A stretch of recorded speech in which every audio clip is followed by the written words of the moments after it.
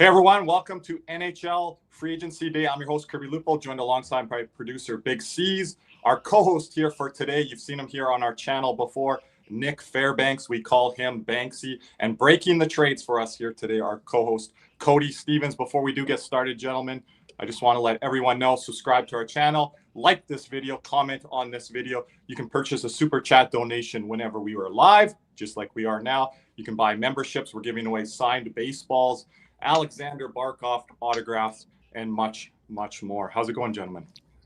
Great. Some deal picking up here, right? It's picking up, man.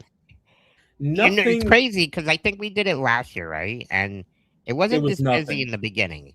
So it was nothing. So, but just for right now, there's no horrible deals yet, except Bowen Byram is now the highest paid defenseman in the NHL. I really like that Stuart Skinner deal there, Cody. That's what we were talking about, Kirby, right? Like that 3 range, right? Yeah, Stuart Skinner, 2 years, 3.75.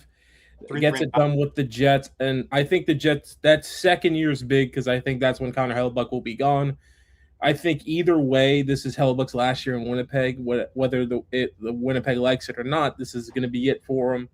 But the Islanders has made a pair of signings. Former Panther Vitek Vanacek is on his way to the island for 1 year, $1 million.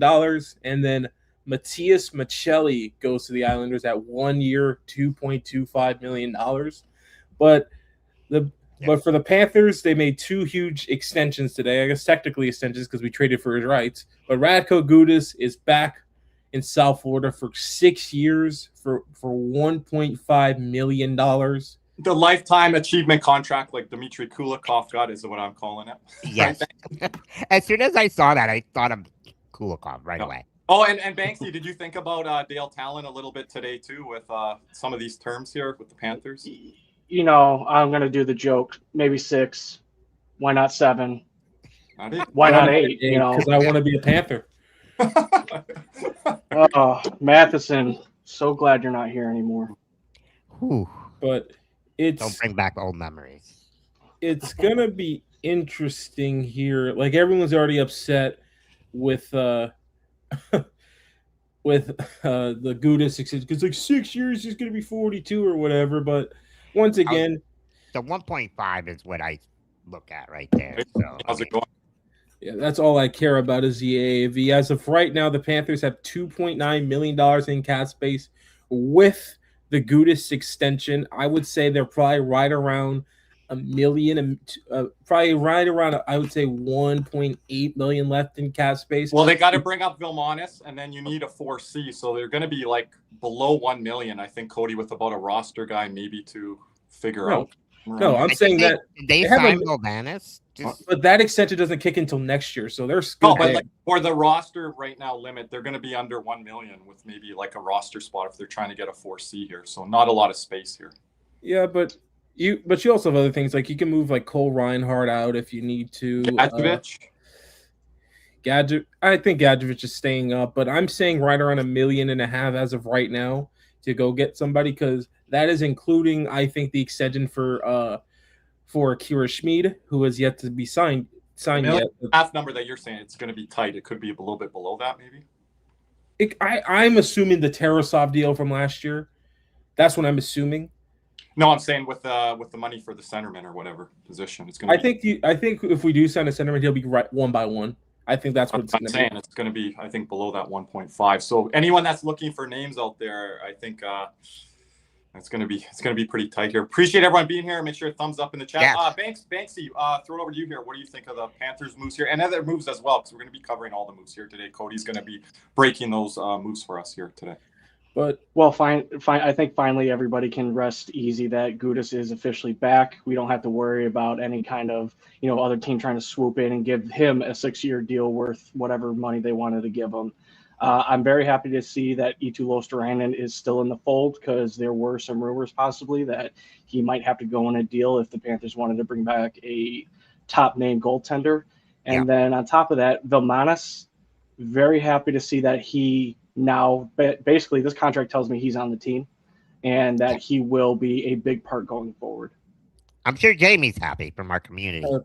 Okay, so this this is a part of the Werenski thing, but Darren Dreger just tweeted this out. Sounds like Werenski and his agent Judd Moldover and Columbus Blue Jackets general manager Don Waddell spoke today in an effort to clear the air and calm things down. Werenski is comfortable going back to Columbus for this season. Waddell could present him with a trade in the meantime, but that isn't on the radar at this point. So, and there was rumors yesterday that he might be going to Tampa, right? That never made sense. The Dallas one got shot down. So yeah, I know, and a lot of people. Oh, I know what's the worst deal today. Rasmus Anderson going back to Vegas at $8.5 million per. That dude is horrible. So I mean, Cody, I'm not. I don't like the fit in Vegas. I'm not ready to sell him down the river yet. But he's got to find his game to where it was in Calgary, and Vegas kind of doubling down on him after not a good playoffs is an interesting move. I do want to say that I think Samuel Ersson signing 2 years with Ottawa at 2.2, really? Like, Caesar, I just said, could you post that I just got you. Yeah, yep. A nominee there, Banksy, for the worst goalie in the NHL, active goalie here, right? I just sent. I take Vitek Vanacek at 1. Yeah, Matt Kessel won by $850,000, a one-way deal to the New York Islanders. So Islanders with the 3 consecutive signings right here. I just sent C's everyone's favorite J Fresh, the J Fresh card of the one and only Rasmus Anderson, and I just wanted to look at the year outlook. I just want to say something really quick here. Cameron Gaunce, that works for TSN, got to break his brother signing with Boston, Brandon Gaunce. So that was a pretty cool moment today on TSN. Yeah. But look at that L in the top right there. Oh, and the offense has just plummeted. And this is one of the few times I think the eye test kind of matches the card here, because I don't think he's really that great. And I would have moved on from him and got like Kyle Drake with the 20. Thank you, Kyle. Member in our community here, member over on X platform. Kyle always travels. He's always on the road, but he's always listening to the Cats and Rats. Appreciate you, Kyle. Appreciate you being here today. Yeah. Kirby, I wanted to ask, as far as Rasmus Anderson and the big L that Cody just pointed out, do you think that had to do with a lot of his trade speculation and not knowing if he was going to go or where he was going to go? Banksy, where destinations did you see a fit there? Where did you think he might have ended up at Vegas? Vegas was always in on bringing him in. Remember, they were in on bringing him in there, Banksy. Dallas and Vegas would seem to be the only front runners. He wanted to stay out west if he was leaving Calgary. Well, yeah, and I think, honestly, if I were looking at Utah might have been somebody because they have the cap space, and I do think that they would have had the assets, but I think that door basically closed when they acquired Mackenzie Weegar. Not needing to get another mobile defenseman. So anything out west, I mean, I'm surprised that maybe Los Angeles didn't jump in on that, but, they're getting older and older and older as the signings go today. So, yeah, I think Vegas just probably made the most sense. Yep. Caesar's going to be tracking things on the Twitter X platform for us. Anything, any kind of discussion there.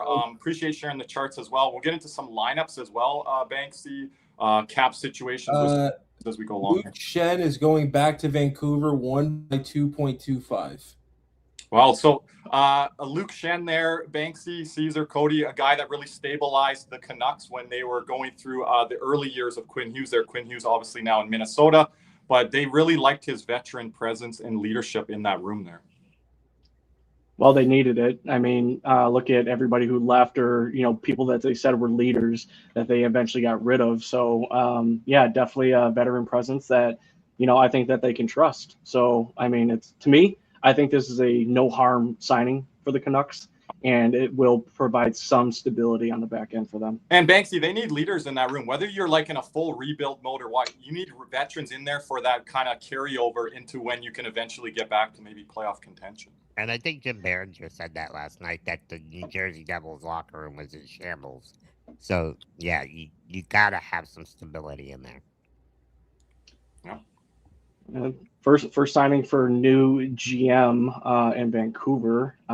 So I want to see what they're going to do. I know that they don't have a lot to really play for next season, but if they're going to bring in some veterans to kind of placate, kicking the can down the road per se, maybe they'll actually get the first overall pick next year instead of floating down to the third. That Landon Dupont. He grew up kind of watching the Canucks. He said this shows how old even like Quinn Hughes must feel. He watched Quinn Hughes growing up. So kind of a guy he looked at there in the Vancouver Canucks system. So maybe he replaces him here next year if they get the lottery luck. They've never had the first overall pick. Dila, what do you think of the Skinner trade? Our boy Macaulay Culkin, yup, in the house as well. I like the move for Winnipeg here. There wasn't a lot on the free agent market, as we talked about as Panther fans, who we could acquire in net. It was Stuart Skinner. Obviously, if Bobrovsky wasn't returned, you got Frederick Anderson. See what happens there as well. Yeah. It's pretty slim on the free agent market for a 1A, 1B starting goalie. Right now, Winnipeg can kind of bridge that gap with Hellebuck. I don't think it necessarily, like Cody mentioned, signals anything that Hellebuck's right out the door here. But this gives Skinner some opportunity here in Winnipeg, and I like the deal and the term, and that's something I would have looked at Florida signing. You'd need someone a little bit better than Akira Schmid, I feel, with maybe Stuart Skinner, but I think that could have been a fit there, Banksy. Yeah, I mean, I think we talked about it during Spaces last night, where where would be the best fit for Skinner. I think a lot of people in Florida, or at least fans, were thinking about, hey, if we're going to get a tandem, why not do like Skinner and another goalie? And how cheap it might be, just so that we can spend money elsewhere. But ultimately, Bill Zito and staff went fifth down their list to get Jacob Markstrom. Maybe Skinner was sixth. I don't know. So at least he'll be able to play in front of a defensive unit that I think is actually all right.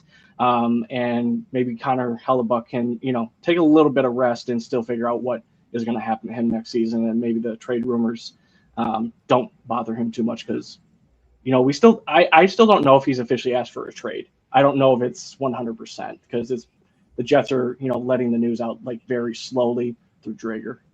Yeah, like the report on Hellebuck is he wants the team to be competitive, but there's been no official, reports that he wants out right now. So how's it going, Alechka? Appreciate you being here.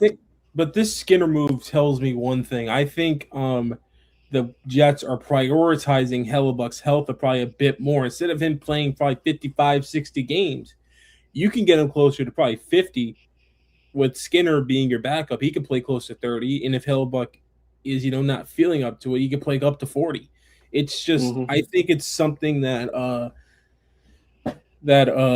I think teams with those horses of a goalie need to kind of do. I think that's what Tampa's kind of neglected with Vasilevsky for the last couple of years. Hence why I think Vasily's kind of got a bit gassed in the playoffs, because I feel like a lot of teams are not valuing the backup goalie position as much as you need to. And here's the Canucks salary cap situation right now. I don't think it's up to date yet. But let me see. It is. It's the contract right there. But you can just scroll down. But for the Canucks, it's really not even going to the cap. Nope. It's just you just need to suck enough to get a chance at Landon Dupont next year. Because I think he's going to be one easy. That was the plan. That was the plan for them here in this upcoming draft, but they didn't get the lottery ball luck. And again, getting that defenseman, if Caleb Mahaltra pans out for them, I don't know if he's more going to be a 2C than a 1C, but able to get Landon Dupont, I think that's a number one defenseman, top pairing guy right away of the future. So that would be a big addition there for Vancouver, as they're kind of reshaping their blue line as well. There's their roster there. You got your forwards, your D, and your goalies. What? So they have a lot of room to play with in 2027, 2028. So, well, and are they going to move off of Peterson? Yeah, that's a good question too. But one signing in Tampa. All right, but one signing in Tampa that I'm very intrigued about is Jeffrey Viel going to Tampa at 5 years, $2.5 million.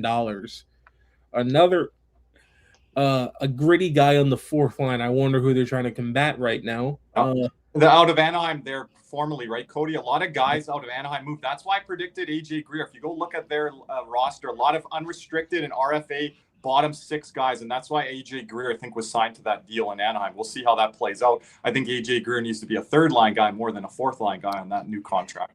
We'll see if he can maintain that. Congratulations, and Jim Behringer called it on the Big C show last night. Shouts out to him for what? The news on AJ Greer's new contract. He broke the news yesterday, so shouts out to him. Yeah, I mean, could we say he got overpaid? Possibly, but he definitely wasn't going to sign with Florida for sure. Yeah, but it's going to be interesting here because Anaheim's big work has yet to be done because it does say they have $40 million in cap space, but they have 2 big RFAs they got to re-sign. Leo Carlson is up, and Cutter Gauthier is up, and those guys could go get $10 million apiece. So, yeah. Our boy Johnny Films in the chat there. I think if he starts any NHL content down the road, it won't be for his hometown LA Kings or for his favorite team, the Panthers. I think it's going to be for the San Jose Sharks. He's giving me Sharks updates around the clock. Yes, Johnny, they're going to be an exciting team. I'm going to definitely have my eye on them as well. But it's going to take time here. You got to make that next ascension jump, and I think San Jose needs to make that jump to the playoffs, and then you kind of go from there. I'll be interested in the Western Conference, how everything shakes out here. See what Chicago does here today. They got to. I've been saying this for 3 summers now, Banksy. What are the Chicago Blackhawks doing? Kyle Davidson doesn't know. Yeah, he doesn't. He keeps, if he's going to keep trading top 5 picks, I hope Zito's listening because that to me was a horrible trade. And then to give him $12.5 million, I understand that the cap is going up and we're in a different age of players now getting like $10-12 million. I mean, that's what Barkov's making, right? All these other contracts we're seeing being signed, everybody's making more than Barkov. So it makes me feel better as a Cats fan that we have probably the best 2-way forward in the league, and he's going to be paid roughly maybe even half or maybe 2/3 of what all these other guys are getting. What's actually hilarious is with Byram's new deal kicking in next year, he's officially making exactly double of what he's making. He's making 6.25 this year. He's making 12.5 next year. That's exactly double. So, and so I was gonna say, do we want to pull up their roster real quick? Yeah, pull up whatever you want, Banksy. Just put it in. Which one? Pull up Chicago. Yep, I got you guys. Yeah, just pull up their roster with their cap situation and Kirby. Yeah, this is funny because you know what legendary contract has technically legendary offer sheet contract from 2012 officially would have expired today. It was signed in 2012. Yes. That's going back. I can't go back to the Rick DiPietro or. This is a Team Canada defenseman. Was this Shea Weber? Shea Weber. Yes. His offer sheet from Philadelphia has officially expired today. But look at the Chicago. He got offer sheeted at one point. Yeah, looking at the Chicago Blackhawks cap situation. If you scroll down there, I think there's one big RFA right there, buddy. That's that guy right down there, number 98, Connor Bedard. Yeah. And if he's definitely taken about 15 of that minimum. Yeah. And you scroll back up for a season to see the remaining cap space. Scroll all the way up. Cap space. Yep, just scroll all the way up. Yep. They have $29 million left in cap space, but Bedard's probably eating into half of that. So, and it keep going down here. Go all the way to the defenseman now. Yep. Look at that. Ryan Ellis has still got another year, but Byram going up double his money next year. Alex Vlasic ends up getting trade protection. They did sign Ian Cole to a 1-year, $4 million deal today. Why, I don't know. Wyatt Kaiser at 1.7. Artem Levshinov, who was not looking that great at the NHL level, has 1 more year left. Sam Renzel, a guy who's bounced around between the NHL and AHL last year. And it's a lot of young guys, but you got to give Levshunov some time here. But it's like they have so many accumulated picks where they drafted defensemen there, and you need to balance it out with veterans. And I would think a veteran at a higher level than Cole, he's going to be a good leader. What the fuck? Wow! No way. All right. Oh my God! Are you seeing what I'm seeing? Yep, we're just.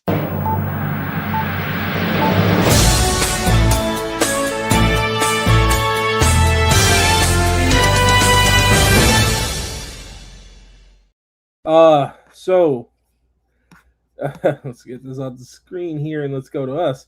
San Jose has made another big signing. Jacob Trouba is going to San Jose, 4 years, $8.25 million. Banksy, this is something we talked about here on our channel a lot. I don't know if you have with Armando, but San Jose looking for a veteran blue liner, and they were going to be willing to pay for one probably too. Yeah, I mean, they have a bunch of cap space, and they have all those young guns that, unfortunately, I think that was their, Achilles heel last year. I mean, they could play offense. They just couldn't defend. And they got great goaltending out of Nedeljkovic last season, which to me, kind of surprising after he's been on, that's his third or fourth team now. But I think now Trouba does cement that blue line, and he'll definitely be a great veteran presence to not only help the young guys on that blue line, but also help the Celebrinis and, the new 2 draft picks that they just got in like Verhoff and Stenson, or what's his name? Sorry. Stenberg, yeah. And then they got Ryan Lynn with a third first-round pick, defenseman as well, out of the Vancouver Giants, Western Hockey League. So, this is a rich contract, but San Jose can't afford it. They were going in today with $39 million in cap space, I'm assuming, with only Colin Graff as the remaining RFA really to sign in Shakir Mahuka-Madulin. And they needed defense, and they got it. Jacob Trouba is going to probably go back to his minute-munching ways over there in San Jose, playing probably closer to 20 minutes a night and kind of helping out. And I'd be shocked if he wasn't paired up with either Orlov or probably with Dmitry Orlov, or you go with the young guy and you put him with Sam Dickinson to give Dickinson kind of like, a veteran presence with them out there. There are different ways you could go about it, but like I said, I think San Jose, as of right now, to me, if I had to pick my standings for next year, I have San Jose probably the first team out or last team in the playoffs as of right now. Cody and Caesar, make sure you guys are both checking the private chat, especially here today. I got it. Yeah. Also, I want to mention that, like me and Nick, we wanted to build the Panthers defense a little bit more profoundly with a guy like Trouba, but not at this price. So here we go with the Sharks lineup salary. We can kind of go walk through this a little bit here, Banksy. Yeah, so I mean, if you pull up the roster and everything, obviously Stenberg is probably going to slot on that first line with Celebrini. I mean, we'll see. Maybe they want to kind of, usher him in a little bit slowly, but, you have Wenberg, who earned himself a new contract. You have Sherwood, who played himself into a contract in Vancouver, in my opinion. And then you have a couple of other people you still got to sign. You have Graff. I think they're going to need to extend Dickinson, to be honest with you. And then they just got Kesselring that they just signed and traded for. So I think their blue line is going to look great. I think they just need to move off of Orlov next. I don't think he's going to be a fit there probably later in the season. Good points there, Banksy. Just a comment from our member Gabe here. Appreciate being here today, Gabe. Yeah, I said around that number, but if it was a shorter term, maybe that number gets closer to 6 or 7 if it's like a 2-year deal, Gabe. But obviously he wanted money and some term here. And this is their defensive. They need a couple more. Because I do believe Verhoff is going to go to college for another year. And it's going to be interesting here. And this is a move for San Jose. And I think I still think they need to be firmly in the running for Sergei Bobrovsky. I think that's a player that would be great for him, just because, one, he gives you a bona fide starter, and two, he helps you mentor that young Russian over there in Yaroslav Askarov, who kind of struggled a bit last year. So it's going to be interesting here, but Jacob Trouba is off the board at 4 years, $8.25 million. And gentlemen, I want to get your thoughts on a trade that happened earlier, right around 11 a.m., an hour before the market opened up. Maverick Bork going to Nashville and kind of opening up space for Dallas to kind of re-sign Jason Robertson. How do you feel about Bork getting a pretty big opportunity over there in Nashville now? And I just want to add in quickly there on Bork, Carolina was sniffing around on him. So I think Robertson was basically holding Dallas hostage, so they needed to make a move, not only to free up money, but I don't think that they were even able to. I think they were in on another defenseman too that they were trying to bring in, and unfortunately, Nashville was able to swoop in.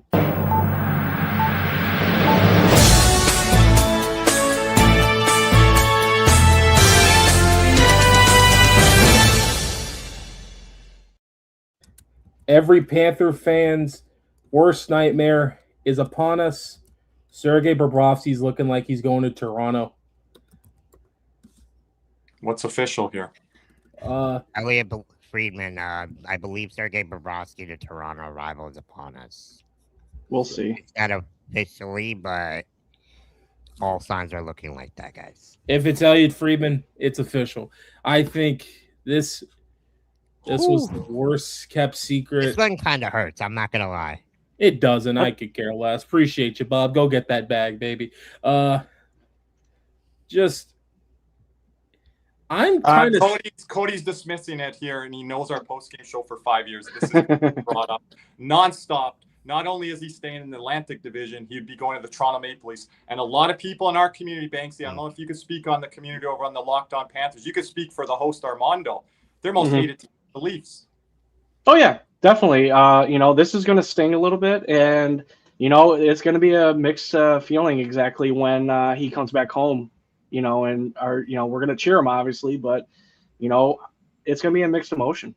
You're going to a team that we dominated, and basically put back in their place, and now they actually have a goaltender that could probably play for them for maybe a year, maybe two. But I expect this is going to be a high dollar amount. Yeah. Do you guys wonder, like I thought before this year that maybe Edmonton would be a team that would possibly go after him. Yep. And a lot of people said he's not going to go play in Canada. And right? Edmonton was on my list for him. But Edmonton screwed that up when they panicked mid-season and went after Tristan Jarry for some reason. Because that was another thing that didn't make sense, because Skinner was on the last year of his deal. If you let it play out, you have money, go get a goalie.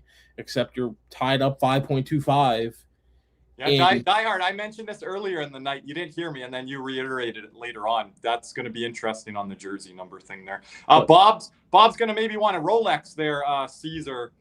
Maybe a vehicle. I don't know. The kid, he's like, kid, you're going to have some money here, so you better give me something. Oh, McKenna has that NIL money, so we'll see.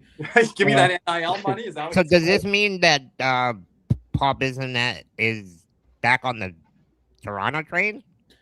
This deal doesn't make sense to me if I'm Toronto. It really doesn't. It does for me for leadership and saying, hey, we want someone there that we can entrust in. Yeah, that's why I think they're looking at this. I agree with that. For direction. They've been directionalists with their leadership core, Cody. And this helps in the short term. We do have to say Anthony Stolarz played pretty well as a backup for Bob. So yeah, but here's my issue, though. You need to let the young guys go. Well, that's what one of them's gone here. Yeah, that's the part that doesn't make sense. But Cody, I'm saying the part that makes sense is you're bringing him in, putting him, infusing him in that dressing room. But it doesn't make sense from the two younger goalie standpoint. But Cody, they're going for it here. They're not rebuilding. They're not retooling.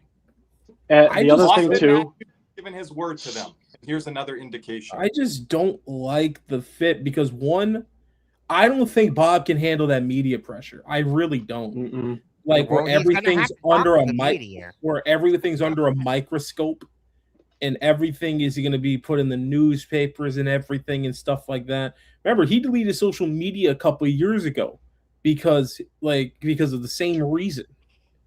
I always thought LA was a better fit for him because LA kind of fit his window a lot better. and he could go play with Artemi Panarin still, and he can go to a bigger city. It's still saying a big city because you know how Russians love that big city life. It's just I never understood the fit because now you're going to have to move off of one of Hildeby or Akhtiamov. Thank you for the super chat. What are you hearing for a fourth line center, guys? Whoever the hell's the cheapest. Oilers. Before it was a wish list there, Adam. Appreciate the super chat, by the way. But now I think it's going to use just for 1 second. It's going to be.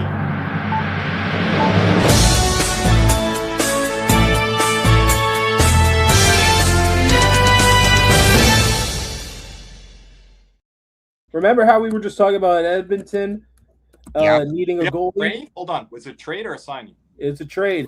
Devin Levi traded to Edmonton for a third-round pick. Poor Devin. What are the Oilers doing? Well, this is another thing for Buffalo. They just traded a goalie. That means Hellebuck? No. They have three goalies. I'm with Banksy on this one. I'm maybe no. They have three goalies. UPL, Lyon, and Colton Ellis. They already have three. There was no room for Levi. Levi was gone either way, and he requested a trade. So I don't know. It's just if they couldn't get anything done with Hellebuck at the draft, I don't know how they do that now.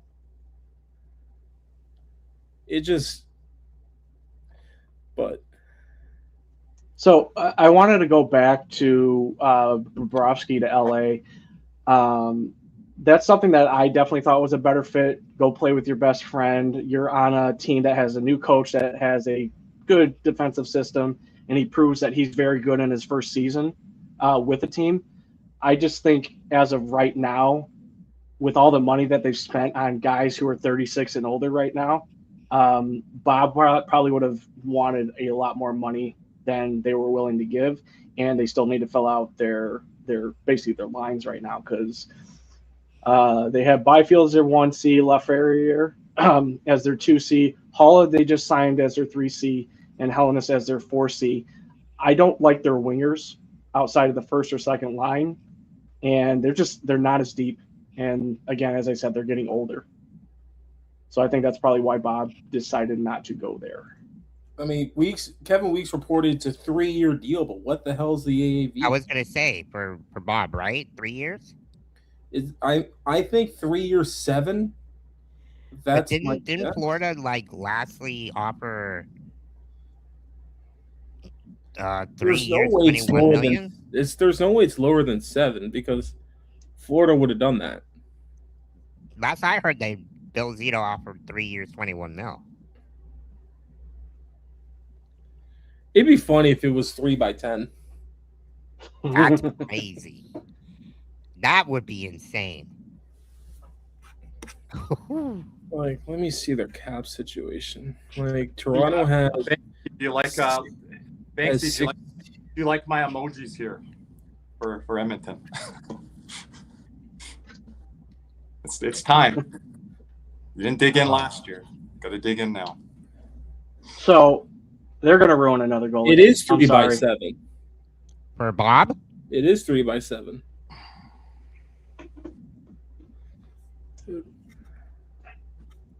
So how are we going to sit with that? How do Panther fans feel about that now? But isn't that what we offered him last? I'm confused. I think that's what he asked. I think Bob asked for that, and Zito said no.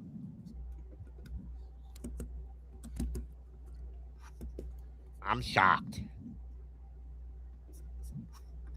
Yeah, I'm still waiting for the signing to actually show up. Yeah, there it is.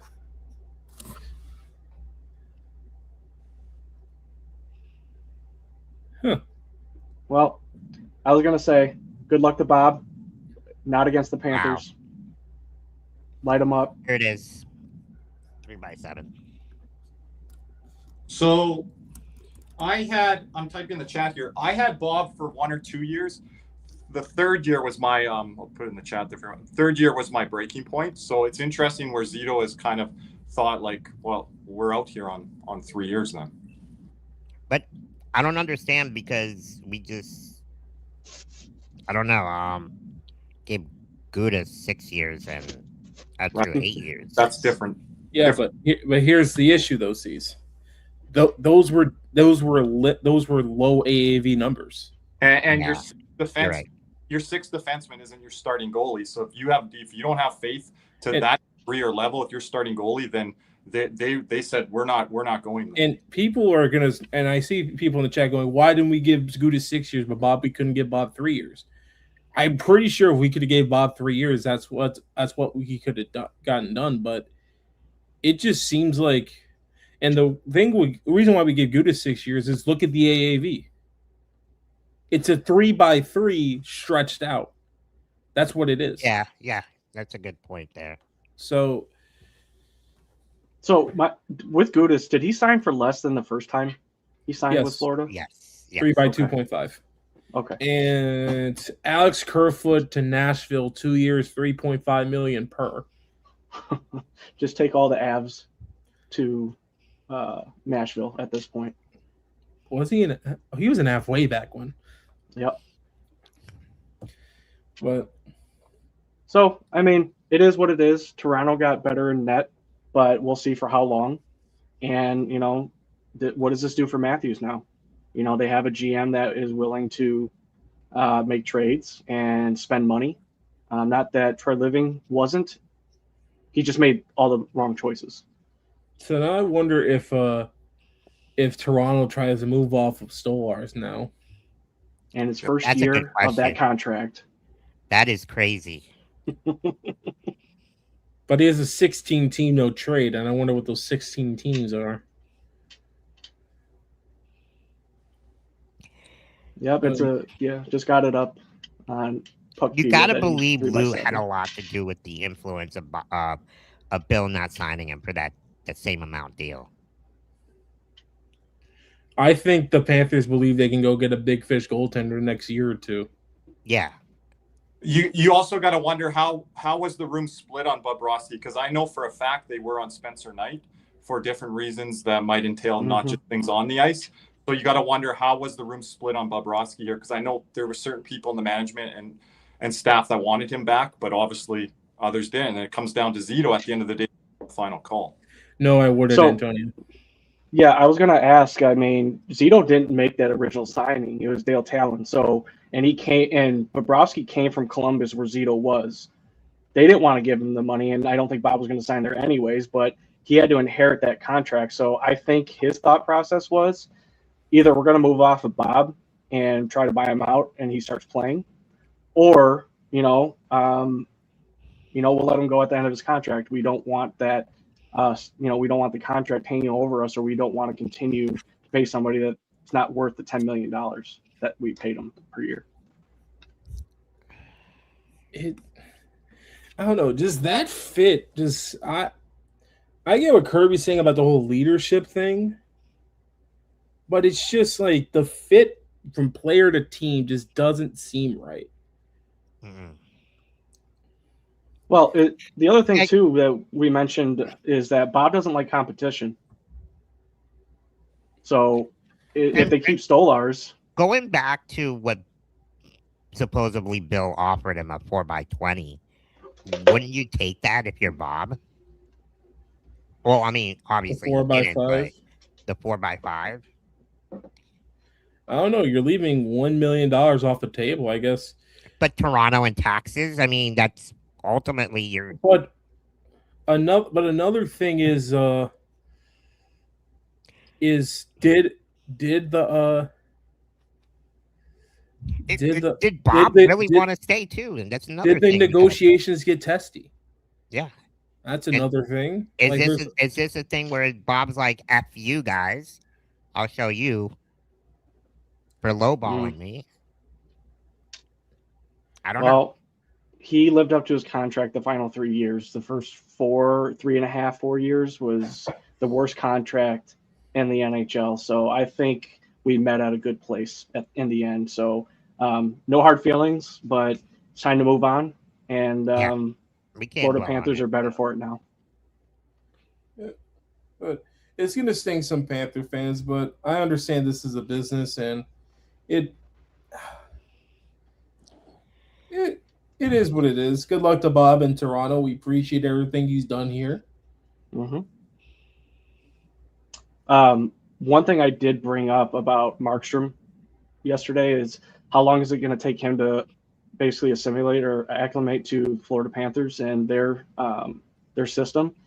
I wonder what's going to happen to Bob, because he didn't acclimate very well. It took him a while, start. right? Yeah. I was going to ask you guys that. Like, how long do you think he gets acclimated, especially in Toronto? You know how their fan base are. Yeah. And they have a worse defense. Yeah. I just don't like Toronto's coach. Like, I know our boy Ryburn likes to, like, just kind of swing. He's like, oh, Hiller was this, and, like, he tried this and that. I don't like Jim Hiller. Like, I think he was a big reason. That's my biggest hated coach. What happened? That's my biggest hated coach, Hiller. I've been talking about it for 2-3 years now. Like, and Chaika, I'm still trying to figure out what he's trying to do. Antonio, I don't know what you said that I said, because I said that Toronto was a player for him, and I mentioned Edmonton like a month or two ago. Is Edmonton a warm climate? That's not coming from me, so I never said that. That he just wanted to stay in warm climate. I said LA. Banksy, you were the first, I think, to mention LA on Bobrovsky, right? With yes. I mean, I won't take 100% credit for that, but okay. Our boy Nick was saying that you were the first. Yeah. We'll have to go back and check the tapes, but I just felt like that was going to be a better fit. Basically retire out, in a similar climate without all the humidity, and go play with your best friend, like how you guys tried to do again in Florida or possibly even New York. So, to me, I don't know. We'll see what Bob does. Like I said, I think this is going to be a major thing. Leaf fans are back on board here. Banksy. What by stealing Panthers goaltenders? Hey, Banksy. Hey. What would they have offered Sam Bennett last year? 8 years, $10 million. Yep. Anything to if you can't beat them, join them. You know what I mean? Toronto wants to be Florida so bad. They would have signed Ekblad. They would have signed Marchand. They would have signed Bennett. Like.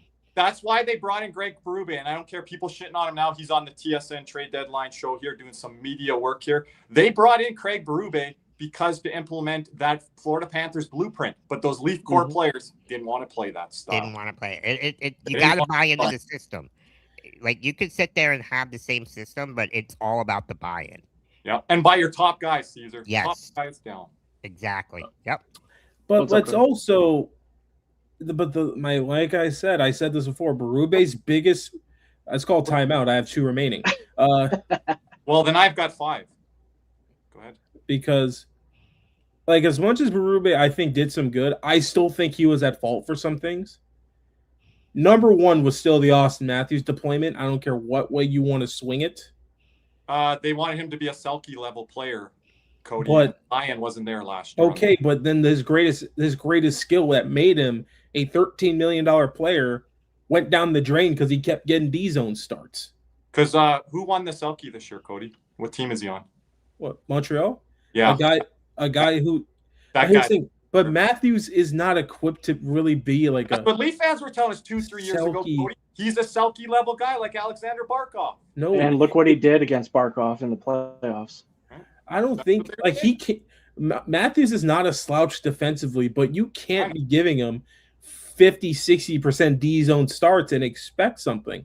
You're deploying him like he's Scott Laughton. Well, if they think he's scoring 60 goals again with the wrist injury in the back, they got another thing coming. And if he does it this year, then I'll be wrong if he's 60 plus. But I don't know. He can get 40 plus. I don't know about the health thing. I really don't. If I'm wrong, you guys can say so. But 60, 70 goals, I think he can hit 40.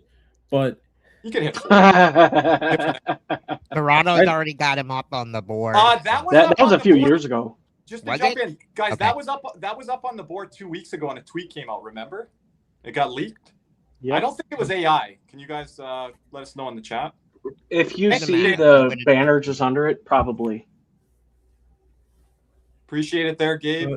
He would have made more on a 3x6 here, talking taxes, all of that. What are you guys' thoughts on a 3-year deal with Florida? What would they have had to pay there? Would it have just been 6? Is that what Bob was looking for? Just that 3rd year?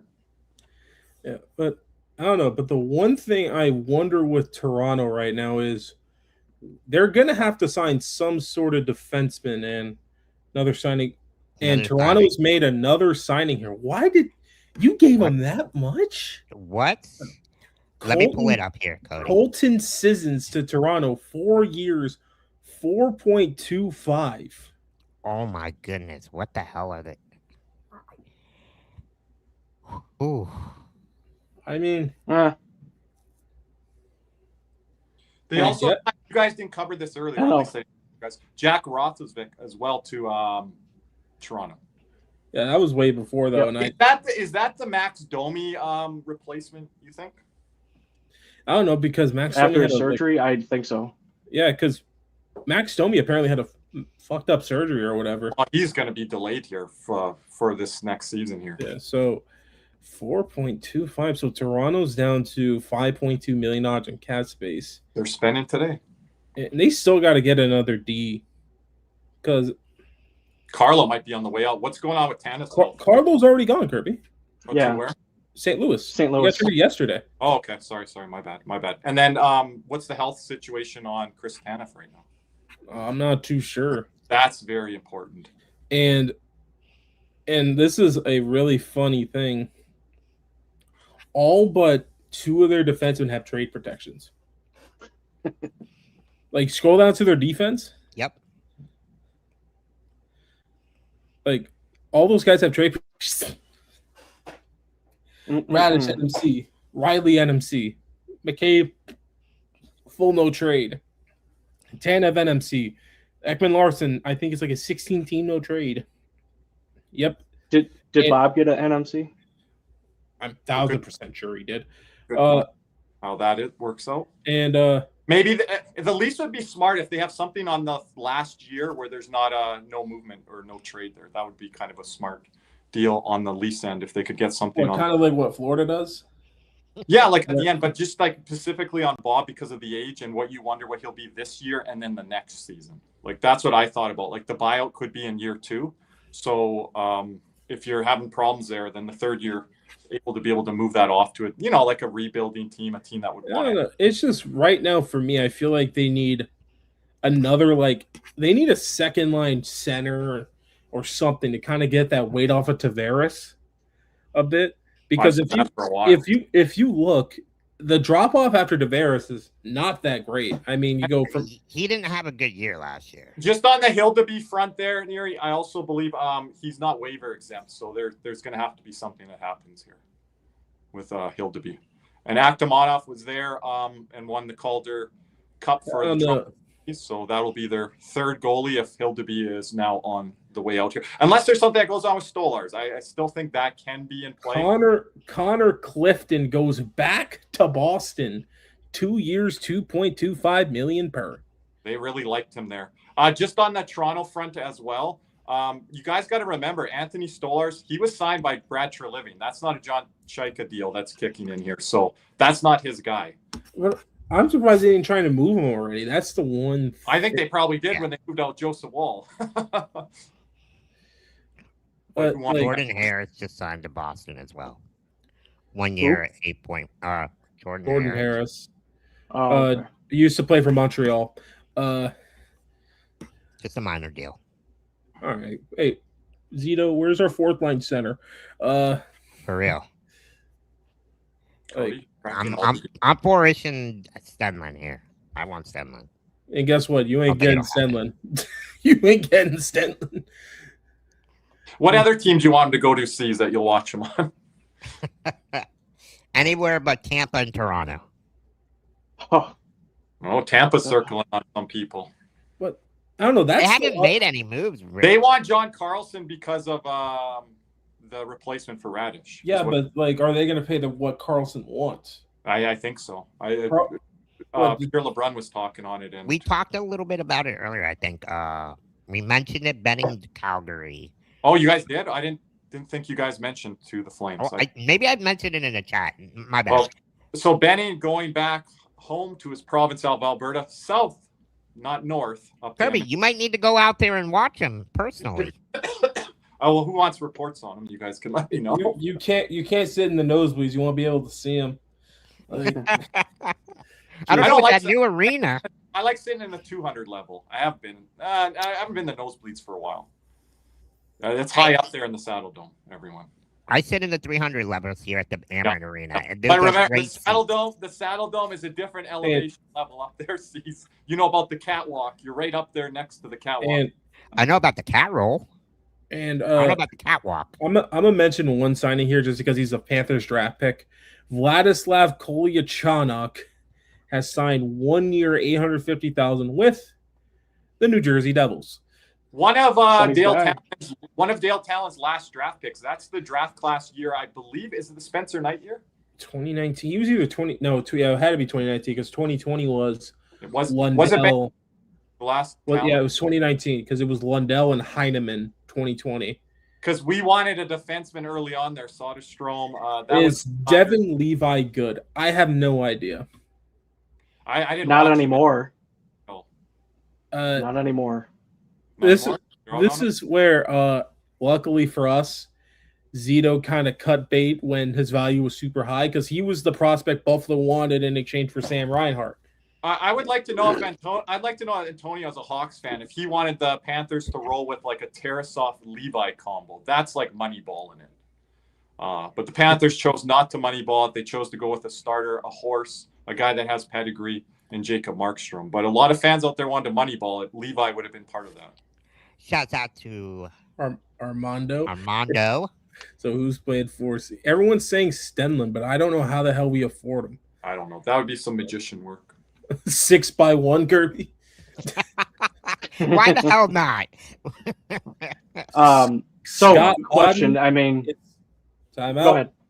Let's go back to here. I guess he's high enough on it for this.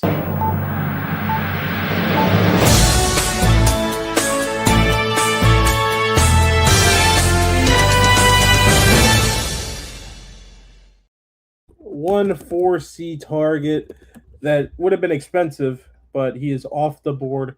Scott Lawton is going back to LA. Holland really is terrible. See, bring up the LA's Puckpedia. I really want to see that one. Yep. Oh man. All right. Well, there's their 4C for sure. And he's probably one of the better 4Cs in the league. I expect right around the AJ Greer number. If it's higher than that, then I'm not too sure. But looking at their depth chart now, yeah, they definitely needed a. Well, let's see if he plays 4. I mean, I know they just brought in Holla to be 3, but he's very streaky. Cap space right now is 6. That's before the Lawton signing, so he's probably at half of They that. give him 3. Whew. Oh my God, they did not give him 5.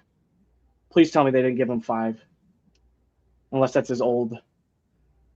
Okay, I think that's his old. That's his old. Okay. We're still waiting on the AAV Kirby. Scott Lawton heading back to LA. We will see what the number is. But if you scroll down here, this is their forward core. I'm going to say this now because I think this is a huge year for this player. This is a make or break year, in my opinion, if you're Quentin Byfield. No more Kopitar. You need. It's funny, like the two top guys in that 2020 draft have not panned out in any way, shape, or form. Like Kirby, like who would you rather have, Anton Lundell or one of Quentin Byfield or Alexei Lafreniere? There's some Byfield truther still out there, and I think he's still kind of trying to find out what his game is. His ceiling would be higher, but Lafreniere, people have been talking about for a year or two now. So you definitely like Lundell on the cap hit that he's on, and then the role deployment that he is. But I'm not Anton Lundell try to be a 1C or anything like that. But I think Lundell would be a better 2C than Byfield is currently. Yeah, but if Lafreniere is not a first line guy, that's a bust where he was taken. Mm-hmm. There's a couple of minor deals. Chicago gets Dylan, and then Vegas gets Tanner. You didn't even try on You guys know me and Tanner Lashinsky and Dylan It Anhorst. was like Tanner Janelle. Okay, go ahead. Caesar said their first names like we knew them. Caesar, we know players, but just first names or one name. Like I'm not doing a clickbait here, guys. You're gonna throw us throw us under the bus because we'll say some other guy that nope, that's not the guy. Don't worry, C's. I'm there with you. I'll just say the first name, and you're like, "Hey, help me with this last name. I can't say it."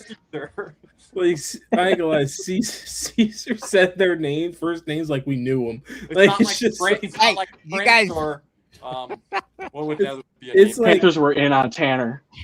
It's not like a guy. It's not like guy goes or King Hendrick. Okay, I know who you mean when you say it. Like, you know what's funny? When you said Tanner, you know where my mind went instantly? It wasn't even Jeannot. Tanner Glass. I was like, fucking Tanner Glass. The hell?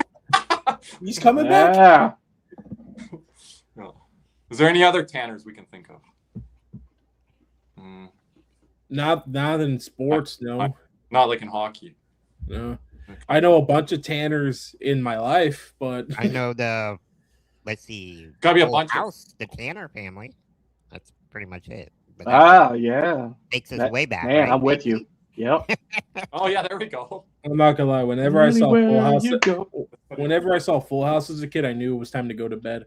But it's just that at night. Yeah, that or Lowrider. Lowrider. If you know, you know. If you don't, well, I don't know how you don't know. You have to know that one. Yeah. But it's, I don't know. I'm like, but as of right now, I'm gonna start bringing these up here because it's just a good visual instead of the puck or the Puckpedia. But this is Toronto's lineup as of right now. Wait, hold up, let me refresh. There it is. There's their current lineup as it stands. With Matthews, Nice, and they're putting Roslovic up there. With McKenna, Tavares, Nylander, Dakota Joshua, Bo Gruhl, Easton Cowan, and then their fourth lineup, Steven Lorentz, Colton Sissons, and Michael Bozzetta. I don't see how. I mean, Bob. He's gonna. You think Bob let in goals last season? Yeah, I was gonna say. I mean, I'm just saying though. Me and Kirby could speak on Jim Hiller. The one things I don't think of when I hear the name Jim Hiller. Oh, Toronto got another one. Teddy Beluger is heading to Toronto. Yes. There. Always 7 million. Our boy Nick checking in on lunch break here, Nick. We missed you here today. Teddy Beluger to Toronto. So another fourth one. Just to jump in, Teddy Beluger, isn't he kind of an analytics darling? Is that why Chike is looking at him there? I remember him being that. Like 3 summers ago when he was with Pittsburgh, I believe. I feel that could be some analytics stuff here in play. Metric stuff here, Banks. Yeah, our boy Ryburn typed in our chat, Kirby. He says, I want some toughness. I haven't seen it yet. Yeah, how's he feeling about Bobrovsky? Yeah, Ryburn, if you want to come on here and chat, you're welcome to come on. If you want to camera. But anyway, let's see. They gave him $2.5 million per. Ooh. What are we doing here? Well, Chaka with his 6 screens. Shout out to our boy Jim Berger. Like, what are we doing here? Like, do they know where they're moving Morgan Riley yet? Yeah, boy, where are you going with this goalie department calling up a prospect? Because I think the Markstrom, Stein, and Schmid, we're only doing that in case of an injury. Break glass, Cooper Black, you're coming up. Like, can we, watch these guys play a game instead of just saying prospect? Because Cooper Black was not good in preseason versus the Lightning last year. You know who was good over the past year or two? Sandis Vilmanis was really good in those games in Tampa. Yeah. So you got to see that from the goal. We're still waiting on the terms of that extension, by the way. I'm pretty sure it's probably around $850. Stuart's TSN right now getting interviewed with the Glory. Toronto currently has $5.6 million of cap space. and they still have to re-sign RFA that they acquired from Philadelphia, Emile Andre. So, well, long term there, you boy, and then 1 year. Those are two different things. But this team's in like a win now window. So this year, I don't think they're looking at too much of the prospects unless they really pop in camp. But again, Paul Maurice trusts in the veterans. I don't think that changes with goaltender. Rob Tallis and Roberto Luongo, they're veterans of the game. They're not leaning on a young guy. I was going to say, I think people don't realize in our Panther community, Rob Tallis and Luongo have a lot of say in that room. So they're not going to just make this deal just to make the deal, right? And they're not going to say, hey, we want this young kid in net, Paul. Like, we're pushing this young. Look what happened with Spencer Knight. That was worked really slowly along. And again, that's a goalie at a high level, like the highest you can be for a exactly. And the only reason he played in that playoff series was we had no other option. Well, that was when Coach Q was there. But I know, but does Maurice even do that? I don't know. I don't know. Yes, and Rob Tallis did work with Markstrom before. I believe that was his first or second year. Banks, did you recall on that? Yeah. So I think Tallis has actually been with the organization since I want to say 2011 or just before that. So yeah, he definitely worked with Markstrom, but he was very early on in his coaching career. So I can honestly say that there's probably a lot of things that he's learned between his time then and now. So I think this might be a better coachable moment. I did want to ask a question though. With Florida only having 2.9, is that enough money to get a 4C and signing Schmidt? Yes. I think that they could remove somebody. No, that's enough. Who would? I wanted to ask you, Banksy. Mm-hmm. I'm still curious with the Gadjevich with his neck injury. LTIR. Because do you think that maybe that helps us? Maybe in that situation? Depending on how much, he's only making like $1 million, right? Let me look at the cap here. Let's go back. Like, but Gadjevich is only making $900,000. Yeah, so I mean, might have some room there. So maybe we do have enough. We don't need to trade anybody. We don't need to trade anybody now. Yeah. I'm just wondering if we're going to get somebody who's actually going to be worth it on the fourth line, because it's been such a been such a thing for Florida. So 905, Here's the thing. And here's why I'm not too worried about it, because here's the thing: whatever 4C he's getting, it's either 1 year $850,000 or 1x1. That's what it's going to be, and we're going to be left right around after going into the regular season, right around probably around $800,000 in cap space, maybe close to $1 million. And the thing is just if that 4C doesn't work, which we will know pretty early on here, we can always move that one out. And because of the playoff cap space, we're going to accrue money to make a move here. We'll be able to make one move, which is probably a bottom six move. Shout out to Panthers Pulse on this. Shout out Gabriel for the $1.99. I'm sure we will roll this offseason 10% over the cap. Interesting there. Any thoughts there, Banks? About the $1.99? 10% over the cap. Well, I mean, I think it does help out. It will give Zito a little bit of space, and he'll be able to retool where he needs to, whether that's going to be defense if Breko Gudis is going to be healthy, if Kulikov's going to be healthy. But again, as Cody said, if the 4C we signed doesn't work, then we're going to have to move off them and bring up somebody either who's younger that's within the system, or go out and go get somebody. Kirby, I can't believe you said this. This is the greatest name ever. I actually was watching a YouTuber, because I get into like these food critics that end up eating food. Post that last night, please. It's the greatest name ever. Okay, hold on. I'll get back to my dog. He knows what you're talking about.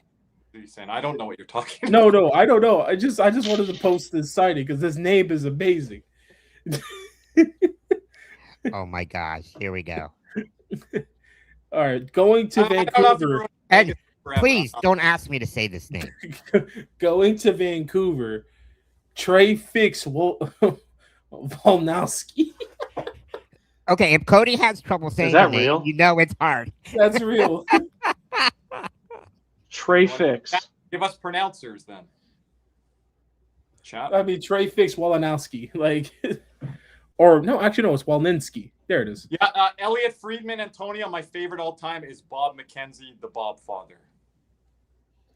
It's the Bob Father. Yeah, and I like Pierre LeBrun, Caesar. Shout out Cowboys Nation. We'll have to get him on a Cowboys live show.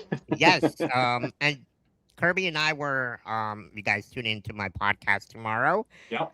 We have a special episode for any Cowboy fans. Yep. Kirby and I had the privilege of interviewing Zach Wilchuk from 103.5 The Fan, who also works with DallasCowboys.com. Really awesome episode there, so can't wait to put that out tomorrow at 1. Well, to our boy Jose Navy Knoll, our boy Nick Levine, and everyone else. And I forgot to tell Kirby this, but Kirby, happy Canada Day over there north of the border. And first, I might not see my message. And for baseball fans just like myself, happy Bobby Bonilla Day. There you go. Yes. And I want to say this on the World Cup. USA has a game later tonight. Bosnia playing on Canada Day, and Canada will be playing on Independence Day on July 4th. So that's an interesting little. It is Man. very. The U.S. will be Story, playing. man. We're all coming together. We're coming together. Hey, listen, but We are family. Oh, there's Jose. Got excited. Yep, just dropping tomorrow, Jose, on Caesar's channel there.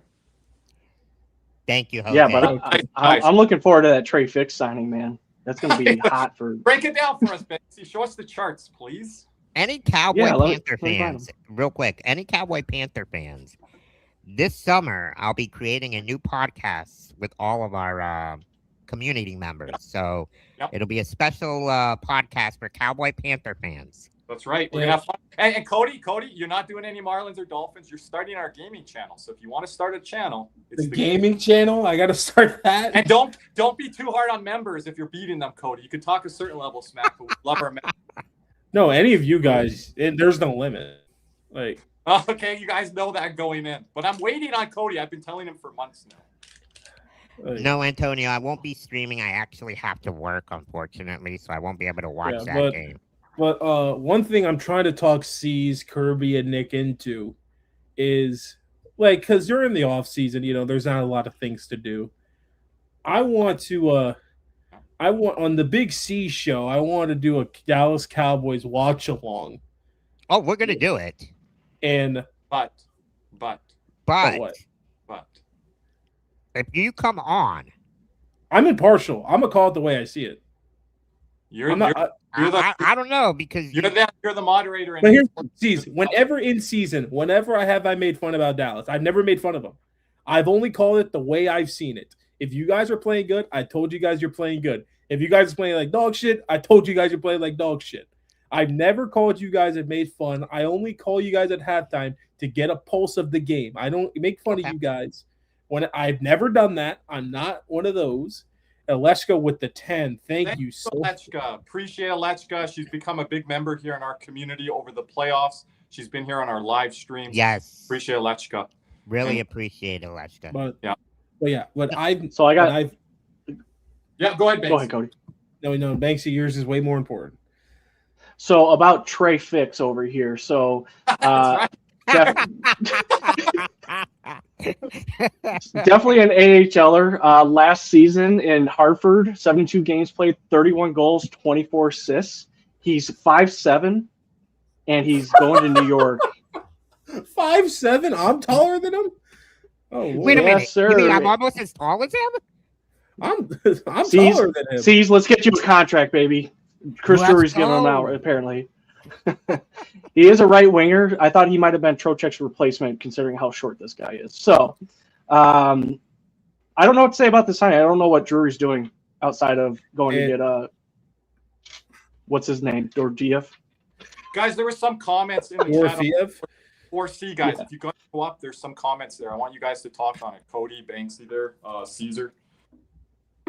Glenn Denning was one. There's some other ones. No, Erod was gone either way. Yeah. Let me. Glendening would be great for defensive zone starts, much like a Stenlund. I think Kirby would love Glendening because I think Glendening's been one of the. I want Lars Eller at this point. You know what? I haven't done this too much, but I want to do it now.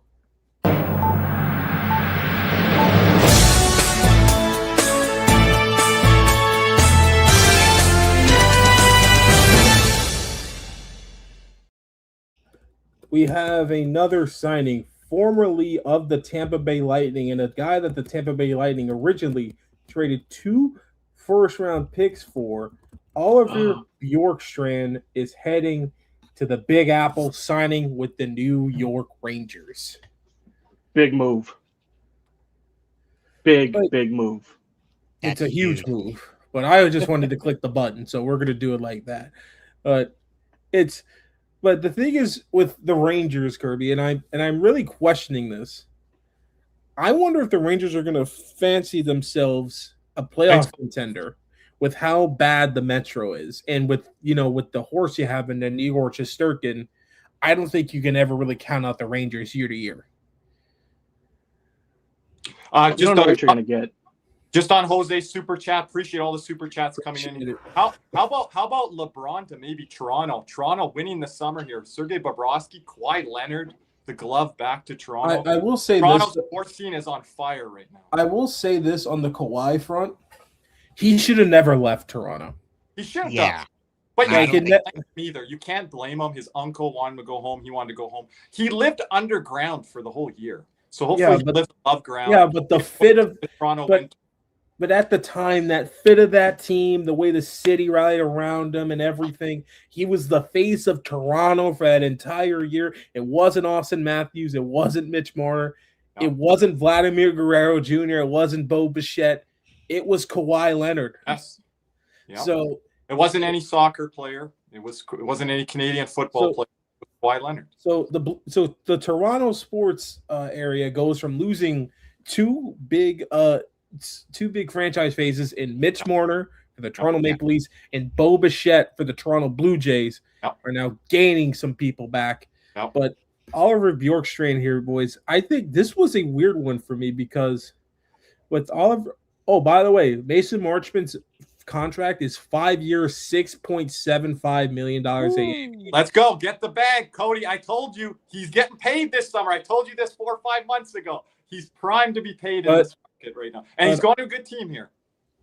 Cody, they don't have to ask him to be necessarily a second-line guy. But I think – but not only do I think of this is like a big, good signing for Marchment, I think this is a personal level because this was in the organization that his dad spent most of his career with, Brian Marchment, who suddenly passed away, I believe, 2 or 3 years ago. And that was the team he had a front office job with and everything. So I think on a personal level, I just think that fits good with Marchment. And I think this is a good guy to put on Celebrity's wing. Or even the lineup here. He can play first line, second line, third line. That's the thing with Marchment. He fits down your lineup. Just gives Celebrity kind of that heaviness on that line. A guy that could. It's not going good, Cody, for a while. You can drop him down the line. You can bring him back up later. He's one of those type of guys, Shouts out to our boy Jim Behringer from the Bob front to the organization. Sounds like the fractured relationship there. Well, Jim was big on Bob coming back to Florida initially. Remember, Cody, he put it at about 70, 80%. And I said, Jim, I'm almost at a coin flip here at 60-40. And then I dropped it down to about 40% back to Florida there, Cody. And then we dropped it as low as about 25, 30% at one point. So those numbers were really moving. A lot of the Panthers media people, they were shocked by Bobrovsky in these talks here. I think we were the channel that was like, Toronto's got another signing potential. Rushing guys like money. Well, this is the toughness that Ryburn's been wanting here. South Florida boy going up to the 6. Brandon Duhaime is going to Toronto. So we will see where that is. Ryburn, are you coming on here? What's Zach doing? Is Zach live right now, Cody? I might have to probably. But Brandon Duhaime, just another tough guy, I think. That could help Toronto in the bottom lineup. Probably closer to a 13th forward than an everyday guy, but we will see. But I want to talk about Oliver Bjorkstrand here because he was one of the few guys here that ended up kind of in the doghouse in Tampa Bay. Because remember, Tampa Bay scratched him a lot in that series against Montreal in favor for a guy like Scott Sabourin. Like, Kirby, what do you think kind of went wrong with that Bjorkstrand tenure over there in Tampa? I don't know, because a lot of guys fit with John Cooper in that system, and you can play down the lineup. They bring guys in from the AHL and they star like none other. Like we talk about organization in the Bruins that's able to do that. So Bjorkstrand at one point was like very highly sought after, and it's very interesting that he's not working out in Tampa. I don't know. I don't remember all the line options that they had from Cody, but it was really shocking to see when he was like a healthy, right? And just not even in the lineup during down the stretch in the playoffs there as well too, right? Yeah. It's what it's also kind of like what they gave up for him, because remember they gave him 2 firsts for Yanni Gordon, Oliver Bjorkstrand, plus a bottom 6 piece and who they give up? Mikey Asimon. So it's so interesting kind of how that went wrong everywhere, but I mean it's been kind of intriguing to me. I wonder, Duhaine's probably right around the minimum, I'm going to assume. If it's anything over like $1 million, I'm kind of shocked. But Antonio, it's actually elements, so it's electrolytes, because I also got my coffee here too, so I'm drinking both. Yeah. I'm fixing to get me a Powerade here in a second. But I got my tea downstairs here. I've got some water.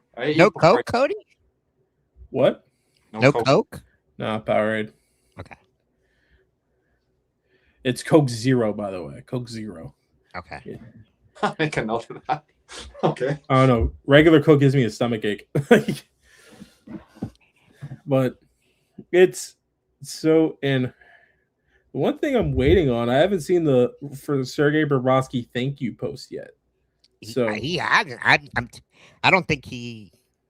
Wait, did he post something last night? He just posted pictures, or was that his fan page? That was his fan page. A shout out to our boy Adam, Florida Panthers Punk on X. I know a lot of you don't know him on YouTube. A lot of you don't even know him on Spaces, but he does a lot for us behind the communities. He always helps me promote stuff.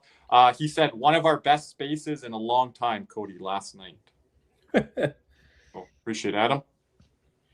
Yeah, because I don't know. I think a lot of the fan base is trying to count out Markstrom because he's like 36 or whatever. But we just need one good year out of him, and I think we can get that. Like I said, I think Markstrom's going to be right around a 2.75 goals against and a 9.05 save percentage. I think Kirby, I think that's more than enough for the Panthers. Adonis is in Fort Lauderdale right now. Okay. Oh yeah, he was at the Baptist Memorial. Adonis, are you going to the practice tomorrow? The 3-on-3?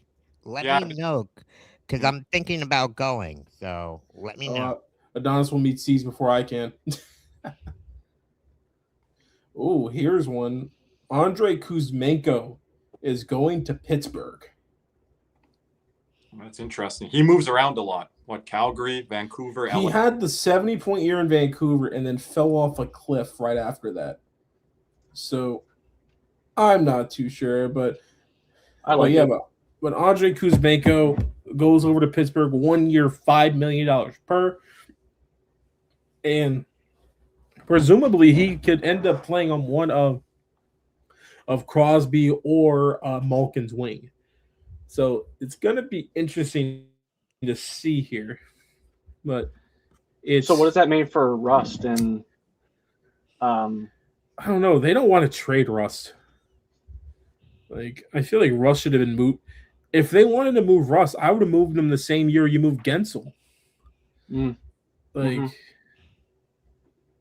have $30 million in cap space. Yep. Adonis met the man himself, Goldie. Oh wow! And took a picture with the one and only Jameson Olive. So, I actually will be having Jameson Olive possibly next week on the Big C show. So shouts out to Jameson. Jameson. Right. We we're planning to have David Dwork on tomorrow. We've been long awaiting talking the goalie news with him. It is all shaken out now, so it'll be interesting to hear all that. I know Nick wanted him on before with all this stuff and ask him all the questions. I don't know how much David could have spoken on that, what he knows there, but he had to go to the NHL draft as well, so I think he's back now, and maybe we'll have some stories about that too. Yeah, but now that we have everything figured out, because we were going to have him on last week, but we're like, oh, we're gonna let's let them figure this out. Yeah, and we're gonna get some more Ottawa people on too. I think this fall from Ottawa media, we're gonna get some more of that pumping out on the airways here, be it live stream or on the podcast side for everyone. So those will be good. We're gonna be doing some debates as well.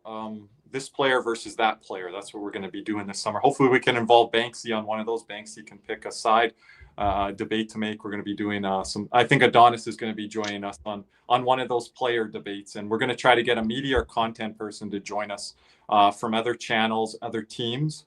We're going to have a lot of fun with it. So you guys will get involved here in the community if you want to come up and speak and be on. Lord. A lot of you are. We'll get Banksy on for one of those. Maybe a Lundell one or something, Banksy. All right. Guys, Justin Hall, where is he signing? Give me a guess. Your frauds one. Ooh, can I get a guess? Or no, because you just saw it. Anaheim. Anaheim. Washington. Oh. Got more space? Okay.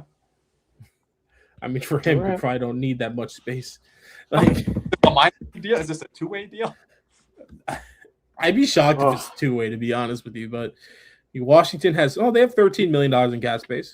He's got a good agent, Justin Hall. Hey, this is going to bring Ovechkin back. This signing right here. Yeah.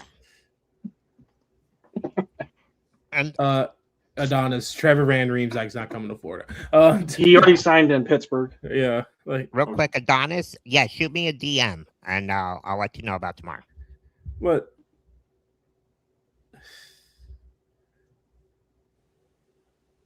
So I do want to bring up something Armando did tweet. So a lot of probably what happened with Bob was not only the money. I don't think the Panthers wanted to go past 6, but also the way that the Panthers construct their roster. So I think Florida either goes with 21 or 22 players on the roster when they could have 23. And I think Bob would have messed with that up, not only money-wise, but also with how they were trying to build up the roster. So, with how Zito constructs this team, he probably knew it probably wasn't going to work. Shout out our boy Ben. Ben, we do have to re-sign him, but it's probably gonna be like a 1 something million or something. So they're really gonna have that figured out. But I'd be shocked if Bob plays for another franchise after this.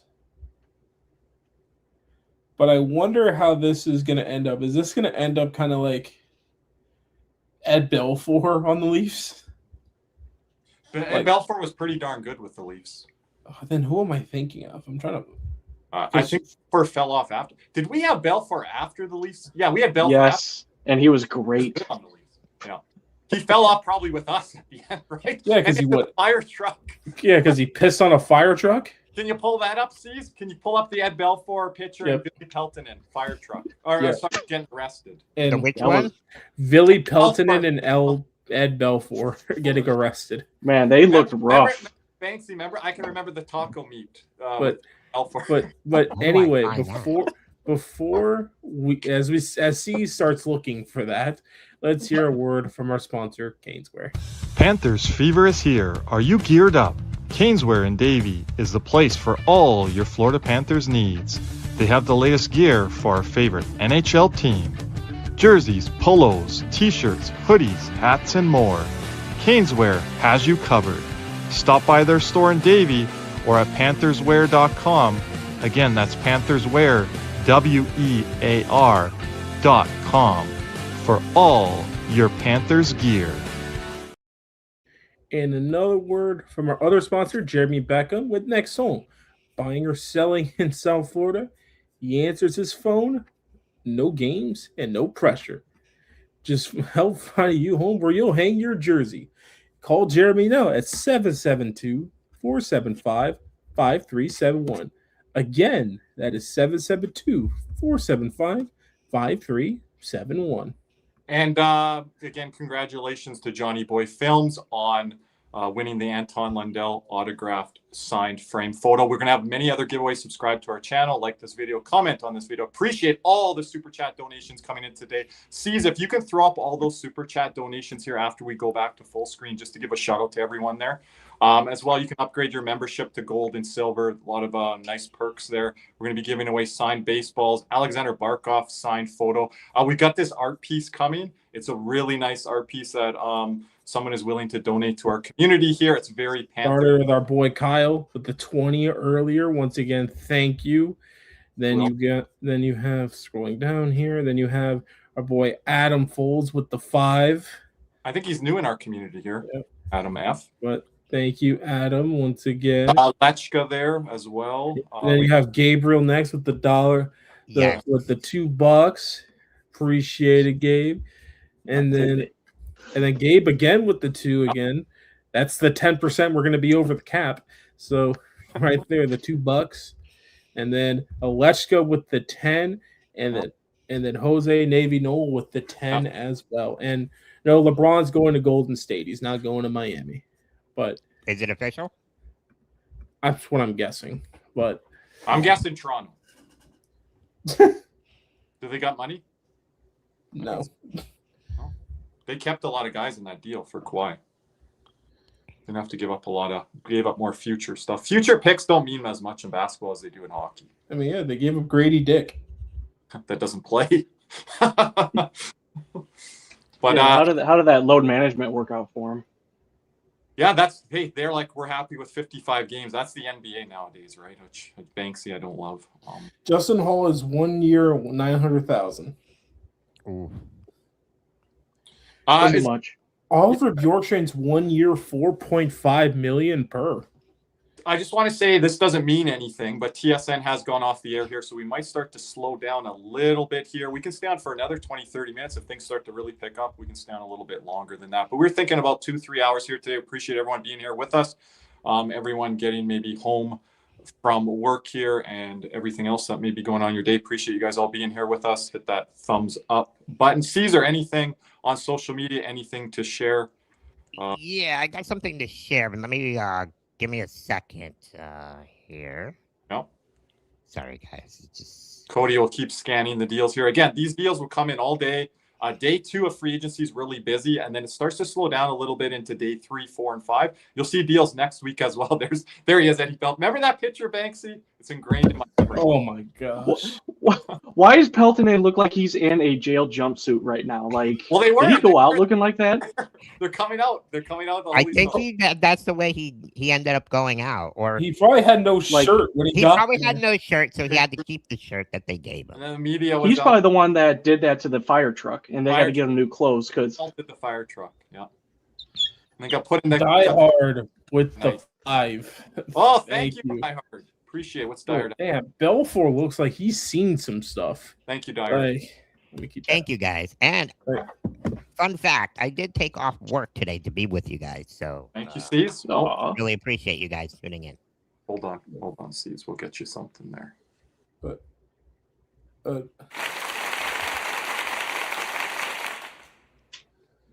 So I wanted to go. Still available. You have Anthony. Was that Banks? You have Anthony Mantha, John Carlson, Patrick Kane, Claude Giroux, Vladimir Tarasenko, Boone Jenner, and I'll probably throw in Mr. Evander Kane. We'll see where he goes. Evander Kane. People want the Panthers to grab Evander Kane, and that will never happen. A couple other I mentioned, but that will never happen. Never, Cody says. Clip it. That's actually Cameron's. Clip it, Die Hard. Kirby, that's Cameron's guy. He's always wanted Kane here. So. Oh, really, Cam? But here's the thing. Also, a lot of people in our community that want Patrick Laine as well. It doesn't mean I will. Listen, you want to know why Evander Kane won't be coming here? Why is that, Cody? Who wears number 19 for the Florida Panthers? I thought you were going to say something legal or whatever, that he can't cross the border or something. But He can. No, that jersey number fight would be wonderful to see.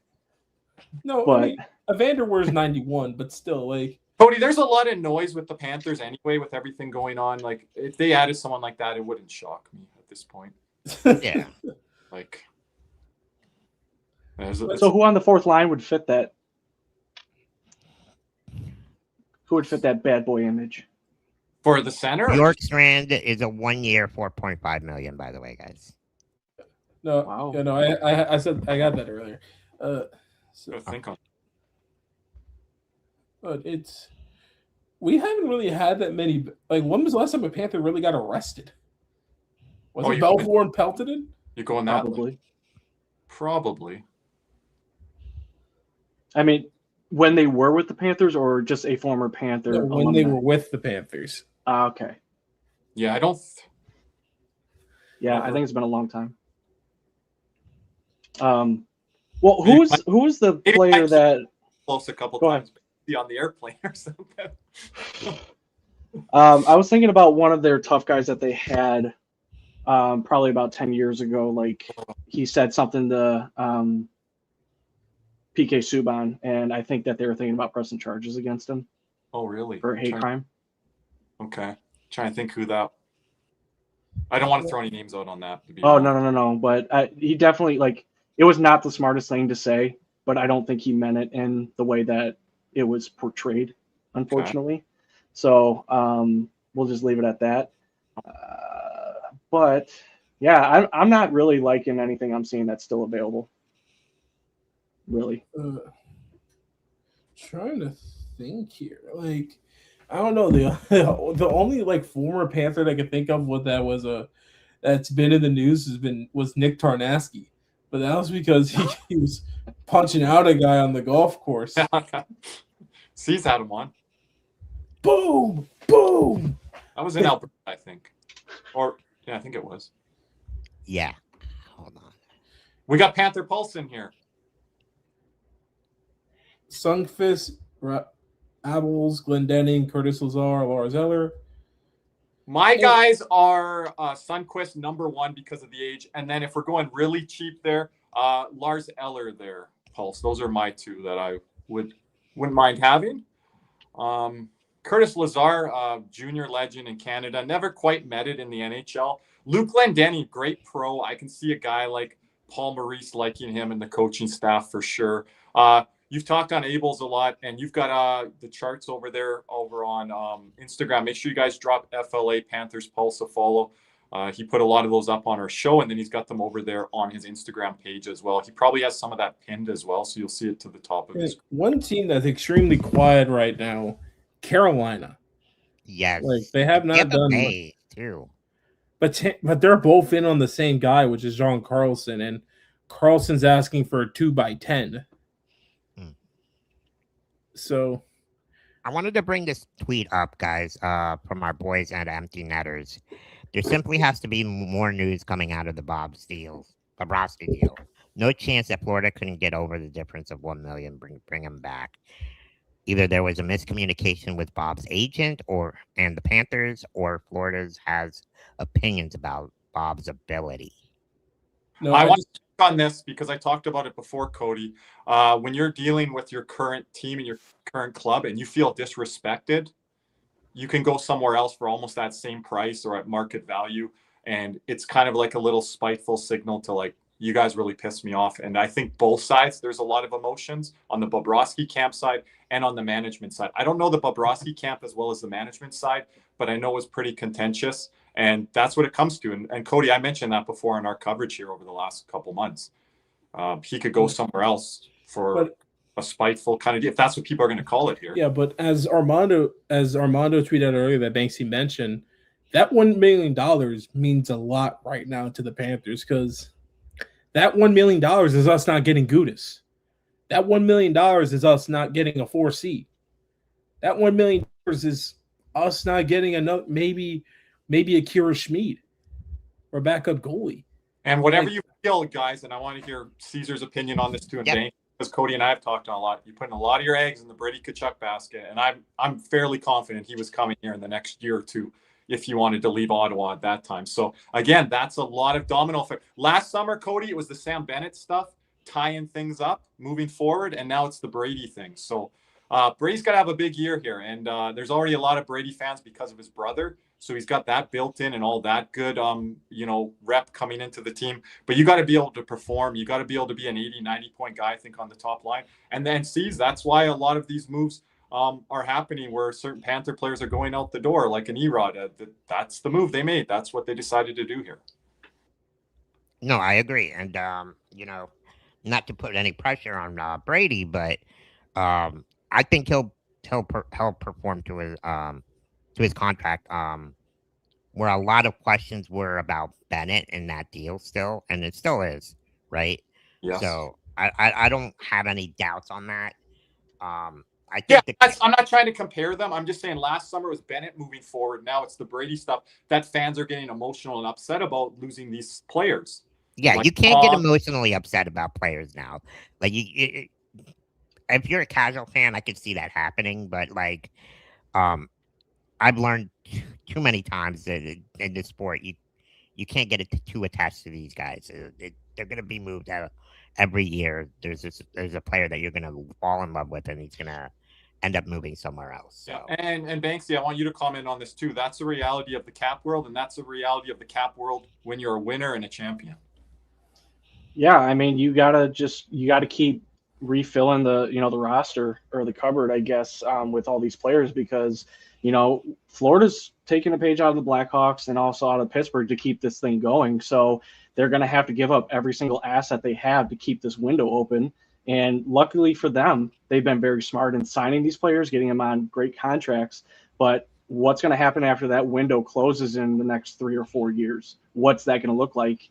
But as far as, Brady, I think he was in a position where he was supposed to be the guy, and maybe he didn't have the best behaviors or the best traits to be a captain. Maybe coming down here, on the side too. But go ahead. Yeah, to have that structure, to have that maturity and that leadership in that room to say, hey, this is what it takes. This is what we're going to do. You need to get on board. If not, with Sam Reinhart, we're not doing this here, right? Go ahead. And I feel like some players have it and other players don't. Obviously he was put on. Oh, we got a pressure. Panthers signing. Ooh. Cole Schwint, 2 years. Oh, okay. I'm happy with that. Wonder if it's a 2-way. Extension. But also people and Brady's going to be Matthew. Timeout. The difference. Vincent Desharnais is going to Washington on a 4-year, $4.2 million AAV contract. Washington making all their moves at forward earlier in the last week or two here, some of the trades that they made, and now adding to the defense. You said Justin Hall earlier, and now Vincent Desharnais. He's like a depth guy, a utility guy. He's a guy that you're going to plug and play in the playoffs. I don't know what you're going to get out of him in the regular season, but Washington definitely jumping back in here. Sees, I know you were big on them 2 years ago. Missing the playoffs here now, trying to get back in here. Yep. They definitely underperformed last year. So they had to make something. But when we don't know the details of the contract, maybe 800. So is he going to be the 4C? Probably. Because he's listed as a winger, and I know he played center. Mm-hmm. He played center last year for a bit.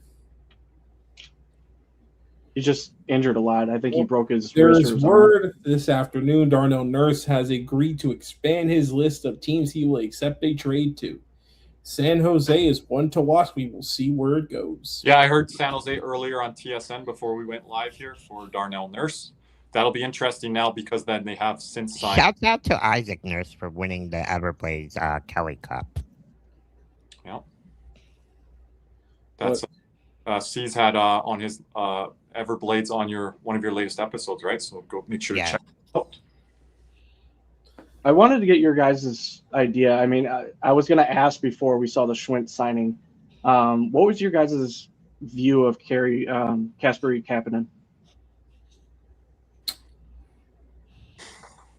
Cody, did you say that you could see him as a fit in Florida, or was that Nick? I can't remember. That was me. Yeah, you want to speak on it then?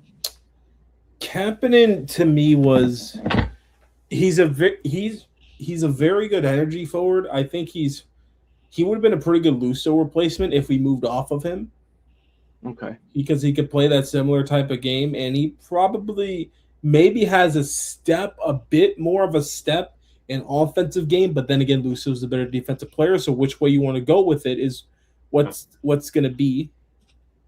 He would have added some team speed to our top 9, yeah. Right? But I just think not going here, right? But I think at the end of the day, Lusso is just too much of a fit for this team and the way we play. Like we're paying for this elite penalty kill and this fit on the third line, not in the regular season, but in the playoffs. And we're willing to, I'm going to call it, Cody, overpay by $500K to $1 million, maybe not $1.5 million with the cap going up, but it is a bit of an overpay there. $6 million, I would have been out on Lusto.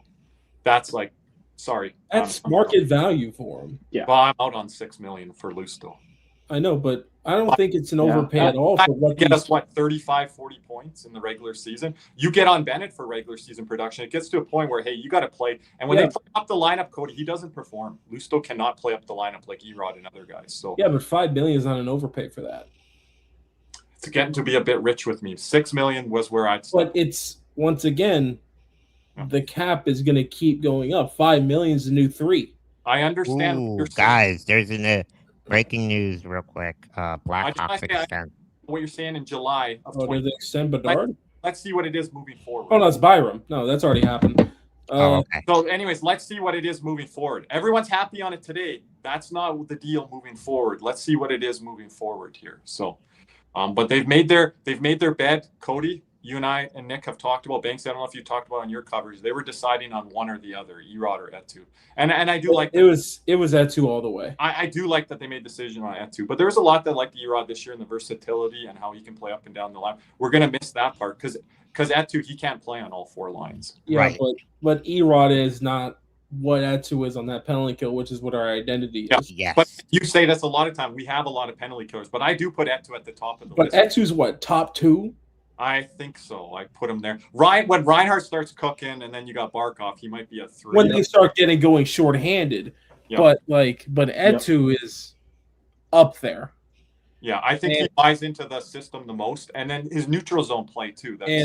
What Kirby loves is those 2-1, 3-2 hockey games. I do. There is someone still has to score those 2 or 3 goals though, Cody. Oh no, but he'll create those 1 or 2 goals. He can based off that F1. And so, but if we were in a playoff team, Cody, and a contending team, I would not like that deal at all here today with that too. But we are who we are, and that's a deal that we are who we are. But it's just when the game gets tight and you need, and it's just when that game gets tight and every mistake is amplified, Etu just becomes such a bastard to play against. Yeah. Like he's extreme. And especially in the playoffs. Like that. Well, that's where they're paying here, Caesar. That's where like I think the extra. Because if you're paying for regular season production just because he's a great penalty killer, it's not a good deal. But you're paying for what he brings Banksy right in the playoffs. Yeah, I mean, look what he did to Carolina. I mean, specifically, that was the team that drafted him, and they traded him to the Panthers for Vincent Trocheck, but he's been a fit ever since. It's kind of like Lundell. He comes in the playoffs, he's got a different gear, or he's got a different edge to him, and he knows when to step up. So, yeah, Zito's paying the guys that got him 2 cups, and he still has them at a young age that they can still push even more. So this contract's not bad at all. The only thing I don't like is the trade protection. Cody, I know Atu's your guy, but I don't think he's building his offensive game. I think his offensive game is what it is. Like, it's not changing. So I don't agree on that. His amazing neutral zone play is one of the best on the team. It's up there, not Barkov levels, but just below that. So again, I don't think if you guys are expecting more offense from him because he signed this contract, I think you guys are going to be disappointed out there in Pantherland. That's not what they're paying him for here. Like, didn't he almost have 20 points or 21 points in the last run? He did, but in the playoffs. Hey, Nate Schmidt was scoring that run. Cody's like, where are we going to get our depth scoring? Did anyone really think Etu and Nate Schmidt were going to put up that much points offensively?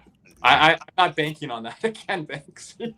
Guys, I Wait. hate to be the one to put this in a Debbie Downer, but how does this look, guys? That doesn't hurt me. I mean, it looks different. Cody couldn't get the Marchand in red. I could because watching with Team Canada and other things. This looks weird. Right. It does. Right, we have a couple signings here.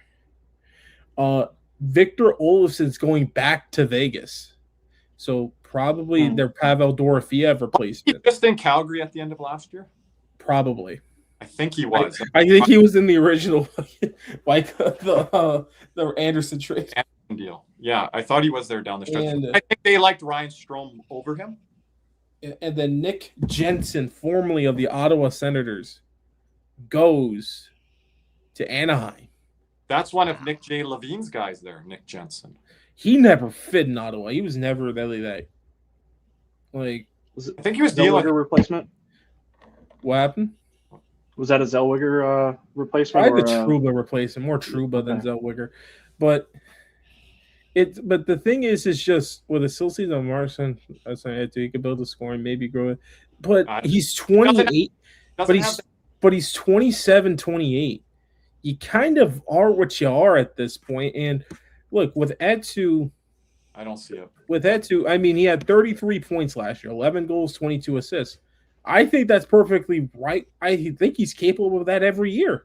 I want him closer to 40, but I don't know if he can hit it. His points over the last 3 years have steadily grown. The year before was 23-24 was 26. The year after was 28. 40, I thought. What happened? He had a year where he was at 40, I thought, 3 years ago, wasn't it? No, he wasn't. He was at 43. Yep. Yeah. 43, and then but remember the deployment was different, so. Yeah, but I think he needs to be around that number with his new contract for point production, especially playing with the guys that you did say Adonis. I agree with that, but I don't think that's going to translate to him getting. Yeah, but question in the chat: Why didn't the Panthers give Bob the extra $1 million instead of going with Markstrom? Would have went with Bob for 3 years, 7 over Markstrom. Because that $1 million would have hurt us a lot more. Because that $1 million you're talking about is the difference between us going with Radko Gudas on our sixth defenseman versus Uvis Balinskis for 82 games. But I think you still look at that for the $1 million and you try to make a move and move a guy out for if it's just $1 million. But who? I don't think that's the sticking point. Bob might have wanted more term, like 4 years. I think it's more. I think it was probably the term. I think they really looked at the Marchand deal. Like, really, you're not giving me this deal? He's like, I'm going to take less term somewhere else. I heard the Panthers were in on 4 years on Bob. Banksy, I don't know what you heard. So I don't know if they said, no, we're not giving you 4, maybe 3. And then they started pushing around on the 3 number. And then Bob's camp, we'll find out who walked. Maybe we'll never find out, but who walked away first here on June 30th, July 1st? Who walked away first from the table here, right? Said, we're done. So one thing I want to say is I think Florida probably walked away first. Just in my opinion. I think the writing was on the wall and Zito had to start making plans. Yeah. What's that? Sorry, and then yesterday with the yes, Antonio, I am. I'm cool with Markstrom. Yeah, go ahead. And then the second thing I want to bring up is Calvin Pickard just signed a 1-year, $1 million deal with Minnesota. So does that mean Gustafson is not going to be ready? We have another Panthers signing, boys. Not ready for the year. That's right. Hold up. We have another Panthers signing, and it's another return. Welcome back to Florida, Alexander Petrovich. No, in Florida. No. Correct me on that. I'm coming through the screen. Alexander Petrovich, get out of here. That's what everyone told him. He switched his name. Again? Like, because here's the Golden called him Petrovic, and then he went back to Petrovic. Now he's back to Petrovic? I don't know. I think so. 2 years? 2 years? It's probably a two. It's a two-way. It's probably a two-way. Okay. It's wow, they really like their veterans. Well, Alex Petrovich or Petrovic is back. You want to tell them the story on the expansion draft with Vegas if they're not aware. Yeah, we decided to protect him instead of Marchessault and gave up Riley for him. I will still never forgive Dale Talon for that. Hello, Michelle Levine, if you're still in the chat. I think they were forced. Back. I still think that the Talon was forced. From? Ownership. Yeah, elaborate. Ownership? I think ownership, number one, didn't want to pay Marchessault because he wanted a higher ticket. And on top of that, Riley Smith had some things that were going on that they didn't really want to deal with, and they moved on. This is going to be a two-way deal. So because he's been in the AHL the last couple of years, especially with Dallas. But I'd rather him be the first call-up than Bjorn Fuck. So, it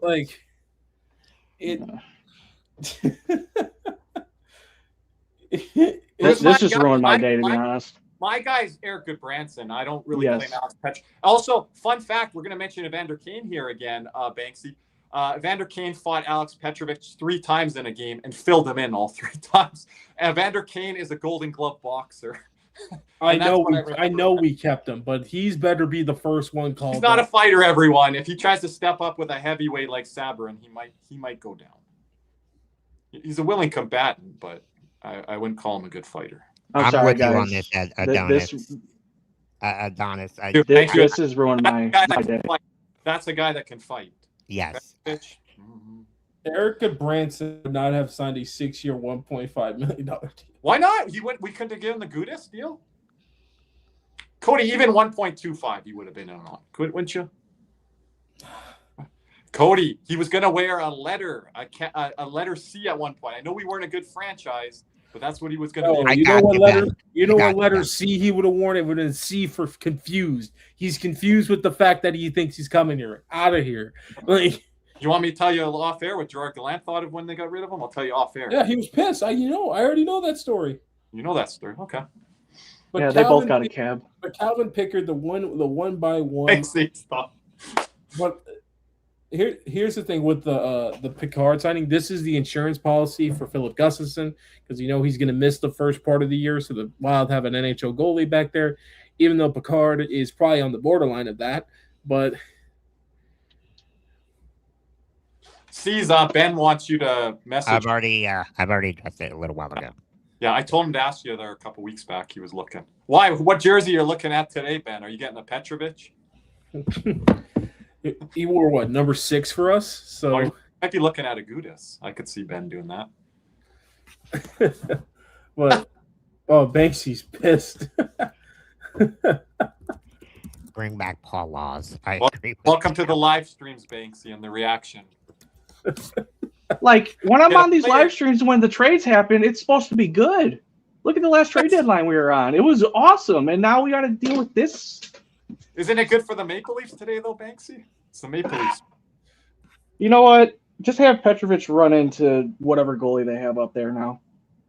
Maybe that's why they signed him. I don't know. I think it's more of like a Charlotte move. If Petrovich runs into Matthews when he gets called up, it'll be Gudas and Bennett. Guys, I've officially acquired another Panthers jersey here. Any guesses on what player it is? Ooh. Is it a past or a current? That's for you to guess. Does Florida have another signing? No. I don't know if you have this jersey or not, but Stephen Weiss. Okay. Paul Loss. Caesar. I feel Cody doesn't respect the 96 team enough for that, Banksy, but yeah. I'm giving him a shot. You gotta have faith. Pete Worrell, that's my other guess. That would be hot. Yep. What Panther jerseys do you have? I have a Barkov and an Ekblad. Yeah, I'm going Weiss.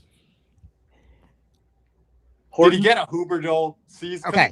He wears a Nylander on. Is it a defenseman or is it a forward? Forward. Could be Huberdeau. Let's see. Give me a second. Huberdeau retired today, Cody. Did you get it? Everybody's saying Jokinen.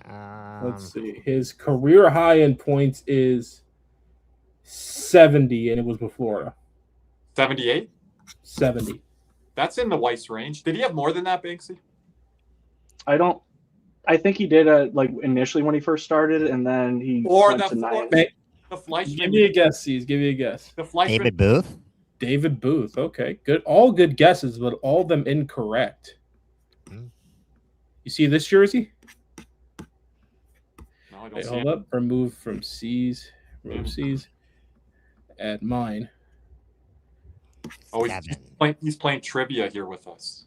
There's a 7 So- on there. It's Mellenby. Oh, Mellenby. Scott Mellenby, baby. Really? A Mellenby jersey for Cody. That surprises me. That's surprising. Wow, you you didn't think didn't it would be in know the that. 90s. Okay.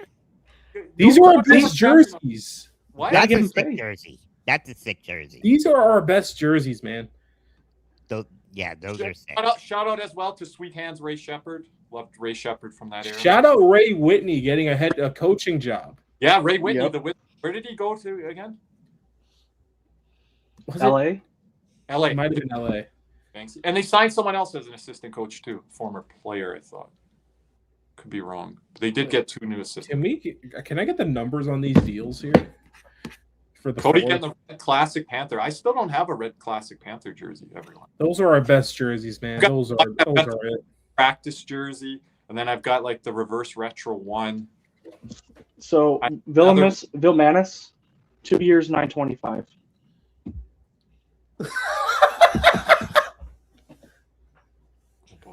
What, Cody? What's going on? Oh, Nick's gonna hate Stevie Y even more. Daniil Tarasov to Detroit. Whoa! Banksy, let's speak on that one. Let's get... 1 year, $2 million per. Oh, we're gonna have some Red Wing fans in the Cats and Rats community. They're gonna come by on certain nights. Tarasov, Cody, we should have kept them. That's what they're gonna say. They should have kept Talbot. Where's Talbot going? Yeah. He's probably retiring, but And they you should have said- kept Talbot. Banksy, I think you told me off air yesterday they're planning to have Trey Augustine in the minors for 1 year here. They're not planning Correct. to. Okay. And Eric Comrie is going to San Jose. 2 I think years, you're right. 1.5. Oh, Comrie and San Jose. That's a good move there. Comrie can start you 30 games, I believe. And also, Jeff Malott, formerly of the LA Kings, stays in California, but goes to Anaheim. Oh, Anaheim getting a little bit more muscle there. They have to. They lost VL. Yeah, they lost some other guys too. I can't remember. There were certain guys that were unrestricted in RFAs. What's their big guy that fights? They're not bringing him back. There's a couple of them actually. The forwards, Cody, wingers. Is it Johnston? Oh, Ross Johnston. Yeah, him, and there's another guy. That's why they brought Greer in, I think, and then not here. There's another guy in the bottom 6 there. Oh, Jansen Harkins. Harkins. Yeah, I think those are the guys. He's a UFA. I predicted Greer. They still need to sign they need to sign another defenseman here. Pavel Minchikov in RFA, Tyson Hines in RFA. But then again, they have Ian Moore, who's listed under the forward front because they kept playing him on the 4th line. A Q special. Antonio, absolutely not. Might be one of the slowest teams in the NHL. The Panthers were never fast. I don't get where people got that idea from. We were never one fast. of the slowest teams, but we're one of the smartest, if not smartest, team. Here's the thing. Like Brady kind of makes us a bit faster because Brady can skate a bit better than Matthew. A can. little bit more chaos at fast. Gudis, I don't know how he skated in Anaheim. From what I saw, it wasn't like Here we go. I like that. we're fast thinking. We're not like At the high level. we are not we are not fast at all. I don't know where people got that idea from, which is kind of funny, but Maybe because we scored so many goals off the rush when we got swept by Tampa. like Marchand's President's 30. Trophy. Marchand's 38, and he's one of our better skaters. That's saying a lot. Because that guy, But then again, Marchand was blown by Edmonton all Stanley Cup final. Craig Button on TSN earlier today, he said the Panthers are number 1 for him winning the Stanley Cup. Yep. And the question is, who's number 2? Who's the fastest skater on the team? Ooh, straightaway speed? Verhaeghe's up there. Forsling maybe a bit up there. But Hinostroza. Forsling's more smooth than he is fast. People underrate Anton Lundell's skating ability. I know he's not a burner, Banksy, but No. he can cover a lot of space with the puck, especially. He's not like without the puck, a burner, but like with the puck, he can cover a lot of ice really quick. And Markov Jr. for a reason. Yeah, that's right. Yeah, Barkov, same way. Yeah. Barkov can get back, though, on those plays. We saw, obviously, that Connor McDavid famous play. People just don't know how fast Barkov is, like how beautiful of a skater he is until you get down to ice level for warmups. Anyone that goes to a Panther game, get down to the sixth row, eighth row. Just watch Barkov around that glass level there, and you'll see just how he's out there on the ice. And I will say to Cody's boy Ekblad, he does move a little bit better in person, and when you're down at ice level there, he just has a problem when the game starts. He can't move those hips. He can't swivel those hips, but he can. We might have to take him to some Colombian dance classes. Yeah, dance classes. Yoga. Maybe we can have Hugo. Put some music in the background, right? DJ Huguito. I'm for this content. I'm for this. Just get Brooks Koepka back to show him like how he swings and moves his hips while he's going into his driver. Does he need to go Ricky Martin? Wow, $2 million for Tarasov. They just got worse. People are sorry. Panther fans that like Tarasov. Look right now, Cody. They're going to say bargain. Bargain. They're going to say bargain. $2 million. Like I thought he was going to be 2.5. Banksy. I don't know what you thought Tarasov was going to come in at. Maybe 3 on the open market. That's where I thought he was going to be. But he's not even valued at that. I mean, the fact that he outplayed Bob. I mean, understandably, he's going to get a little bit of a bump, but no. But I thought on the market he was getting 2.5 or 3. Not with Florida, but on the market. No? I don't like what Stevie Y's doing still. No. It's still questioning that too. But though since basically the lineup for the Florida Panthers is basically kind of set here. Yeah, we can kind of wrap up here. Everyone in the chat, if you guys have any more questions. I do want to have a center, a fourth line. Cole Schwinn. That's our center. That might be who it is, and might not get any moves today, Steve. I want to just revel in our forward lineup now because I can enjoy it now. The fact that we have a goalie, but Tkachuk, Barkov, Reinhart, Verhaeghe, Bennett, Tkachuk, Lusso, Lundell, Marchand, and it's probably going to be Schwint, Gadjevich, Hathaway. Cody, I just want to mention on that first line, I had it on there before Daily Faceoff did. Gotta have Brady on that top line there. Verhaeghe needs Caesar, we've talked about this. Verhaeghe is going to get protected by Matthew and Bennett, and Brady is going to protect Barkov and Reinhart. People can say they don't need that protection. You do if teams are running around at you and you're playing Tampa. Oh, yeah, and we've been saying it all along. I know people want to see Brady and Matthew together, but no, you got to have like a balance. What if like Delorier's out there for Carolina and he's out there with Reinhart, Verhaeghe, and Barkov? People going to like that? They're not. They're not. No. Right? And like I said, like you said as well, like Brady on the first line is going to be so good for him, especially with Barkov. He's going to Barkov is going to he makes everyone better, and so does Reinhart. And they're going to mentor him on the bench there. Like, I know he's not a young player, Brady, but they're going to mentor him what we do here, what a winning program is, and they're going to be taught, like we talked about with Jaromir Jagr, with Huberdeau and Barkov. They're going to say to Brady, do you know how good you are? Like Reinhart, Barkov, like you need to be doing this instead of what you just did there. If you do that, you're taking your game to the next level. Just little things within the game, right? Yeah. And I think that'll be good there. And I think Matthew realizes that too with the interview that he did on St. Louis radio last week there. He said, my brother doesn't necessarily need to play with me. And they're going to play together on the power play anyways. Yeah. You could throw them out there. Cody, would you throw the Tkachuk brothers out there together with 4-on-4? Or would you not do that? No flow. But with Brady, could you? I have a question. I like it better than Bennett. Teacher, I'm raising my hand. I have a question. Who's playing defense? Yes, that is very. There we go, Cody. Yep. Well, we've seen Bennett and Matthew out there together 4-on-4. But Bennett plays a bit more defense than those two. Okay, well, I didn't say for duration. Does Vilmanis have the ability to be Era? I think he more than definitely does. Yeah, I think he's got a better scoring ability. He's thicker, so yes, he can. And Vilmanis continues to progress. His neutral zone play was pretty good. Yeah. I'm biased in this, but I think the hit that he threw on who did he hit and they threw him out? McAvoy. Yeah, it just happens. Take out McAvoy. I think he's got it. McAvoy's done some of his stuff there. Bill Manis's extension is 2 years, $925. Yep. Yeah, mentioned that a little bit while ago. So I'm happy with that. It's Brandon a kind of thing. signed in Toronto for 3 by 1.85.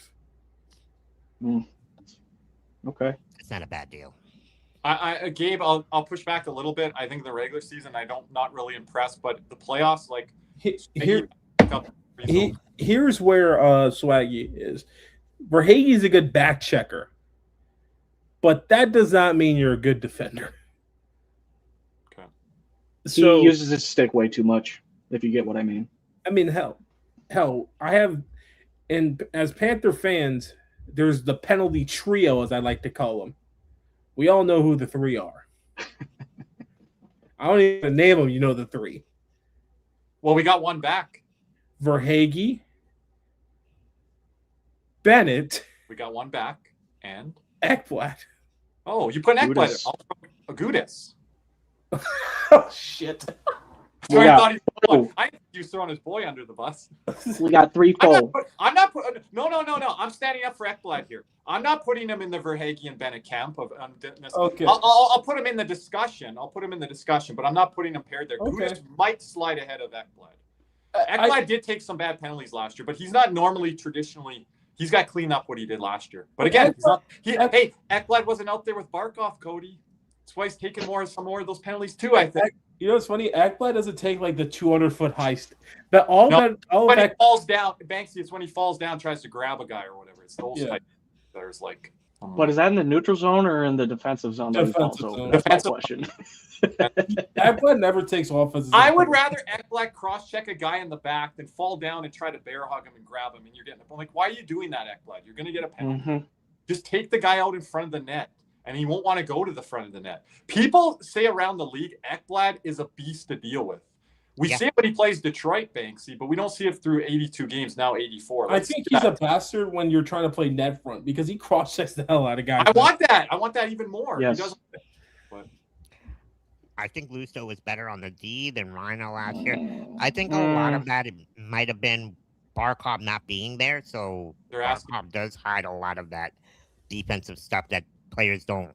Yeah, and Lusto had his line mates, and Lusto also got to play with Reinhardt, I think, a bit too. So Reinhardt didn't have Barkov there to kind of alleviate what he had. Reinhardt had to carry those freaking other guys. Yeah, he was hurt. Yeah, he did what he did. I think Lusto and Reinhardt played very well. Lundell got a chance. So the penalty kill was not the problem. Adonis, go check out my podcast. One good thing. Yeah. Like, hey, let's take a penalty. Okay. Adonis, go check out my podcast yesterday. I ended up going on with Jim Behringer. I kind of told my take there. So go check that out. Cody, Jim gave us a shout out yesterday. He's like, there, Kirby, gave you a shout out. I'm like, well, thank you. Like, Panther News, like Rod Peterson, Locked On Net. I'm like, Jim, where are we? Where are we? All these national ones, like Montreal guys. Where are we at? Little news for the Cowboys, though. It's kind of funny, man. Micah Parsons' brother takes a shot at Rashawn Gary, but so Parsons. Here we go. Cody, right there, Steve. We don't need that on the live stream. We don't need that. I know he does it all the time. Right? We don't need that. I just said news. I can't laugh. You can't do that on the Cowboys live stream. This is your channel. You can allow certain things here. You get some. I said was it popped up on my feed. That's all it popped up. That's not going to go over well, Steve. That's not going to go over well. We might as well throw Hugo in there at that point, Steve. Shout out Hugo. Here's the question. Whenever something goes bad, I'm just going to turn off my camera. It just no, he's in the penalty box. We'll have to create a penalty box. Antonio, I'll answer this one. I'd rather see Team USA. When you're not a Cowboy fan, does that It was easy. It was easy. I needed to answer that for you guys. Bears fan, Good year. I'm going to agree with Banksy because I've seen the Cowboys win a Super Bowl. So I am that old. I did witness it. No, but you're wearing USA. You're more Mexico for soccer. That's your number one. I'm both. It's fine, But you have who's your number one if they're playing each other Right now, Mexico. right now? I haven't seen a Mexican team. And same with the They're U.S. looking good. Looking Both good. teams, this is the best group that they've had ever that I can remember. Well, they're always a threat for round of 8 and round of 16. I've told you that. They're always.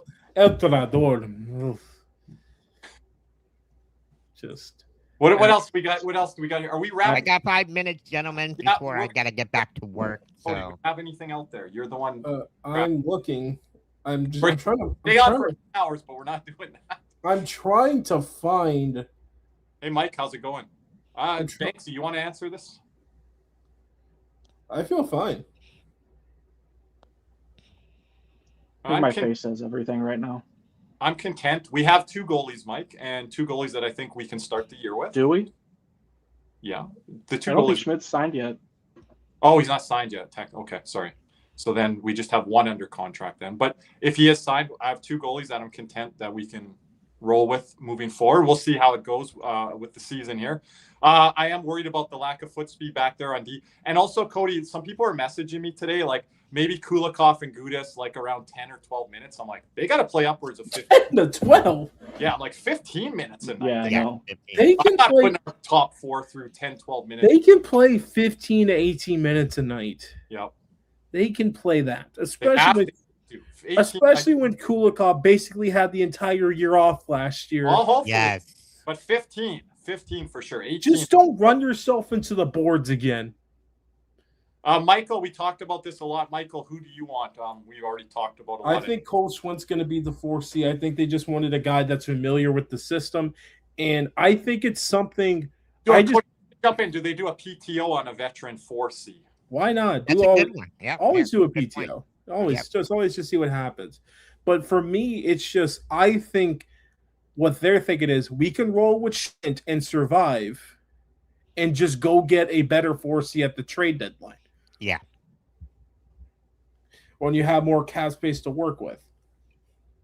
So I'm not too worried about it because I know they're going to address that issue.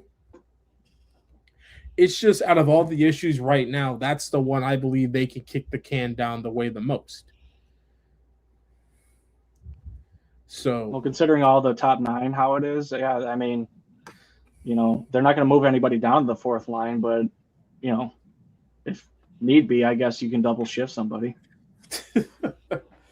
I mean, look, we have a bunch of lingers down there. We have Hathaway, Vilmanis, Gadjevich, Cole Reinhardt, I think, is going to throw his hat into that. And think of this, if Hathaway was signed, like, say, today on a July 1st, I think fans would be pretty happy with that. Say, hey, this is a good day here. Get the goalies yesterday. Bring in Hathaway. So he's part of I'm so happy we got Hathaway. I hated that dude. I hated him. My most hated current Panther since dating back to when we got Ratko Gudas the first time. I did not like Ratko Gudas. People say, why do you like him, Kirby? Cody, he would run around at Huberdeau and Barkov and try to take their knees out.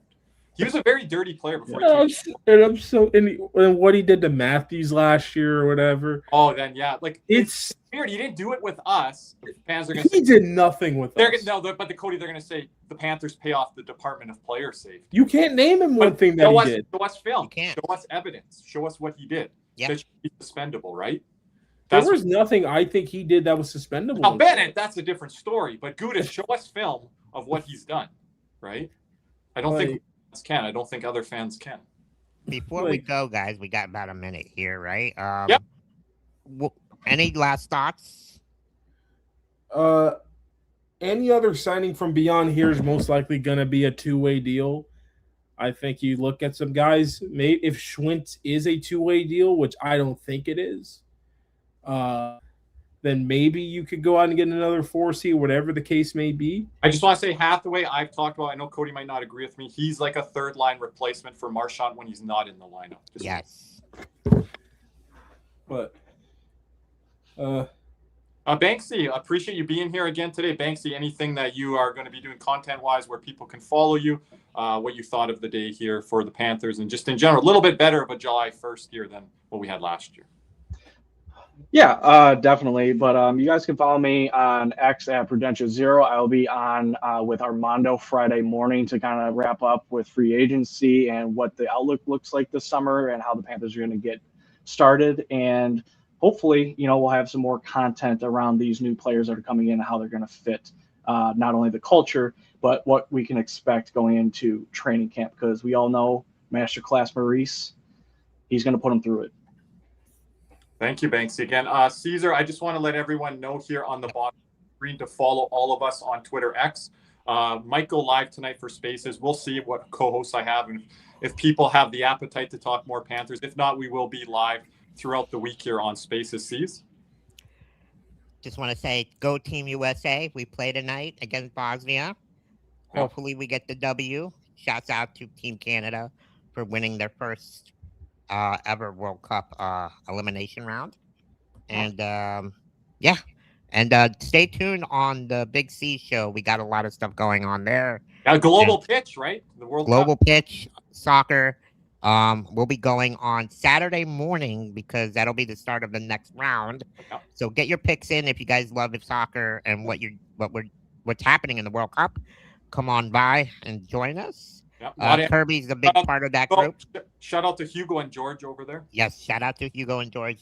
Do a great job, especially Hugo because he knows his soccer. So, George, definitely. George, he works at the hospital, right? Yes. Shouts out to George. He works at the Joe DiMaggio Children's Hospital. He's always working around with Barkov. So, Great guy. Great. Been friends with him for a long time. Great ambassador, new ambassador for your community now. So Adonis extending for 5 months. Wow. There we go. Appreciate it. Before we go off the air here, let's give them we haven't done this yet today. See? Oh, you guys, there's a new one on there. I do not want to hit that button. Anyways. Wow. Is there another? There's a scream.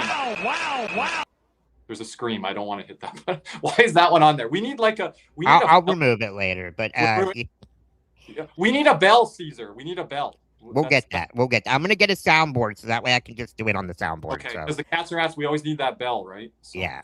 No, for sure. But guys, thank you guys for tuning in. Make sure you keep liking and subscribing to both our channels. I got 1,000 subscribers. Really appreciate you guys. Just need the watching hours. So if you guys are at home, put it on in the background. Give me a favor. Yeah. And so I can get those watching hours up. But Cody.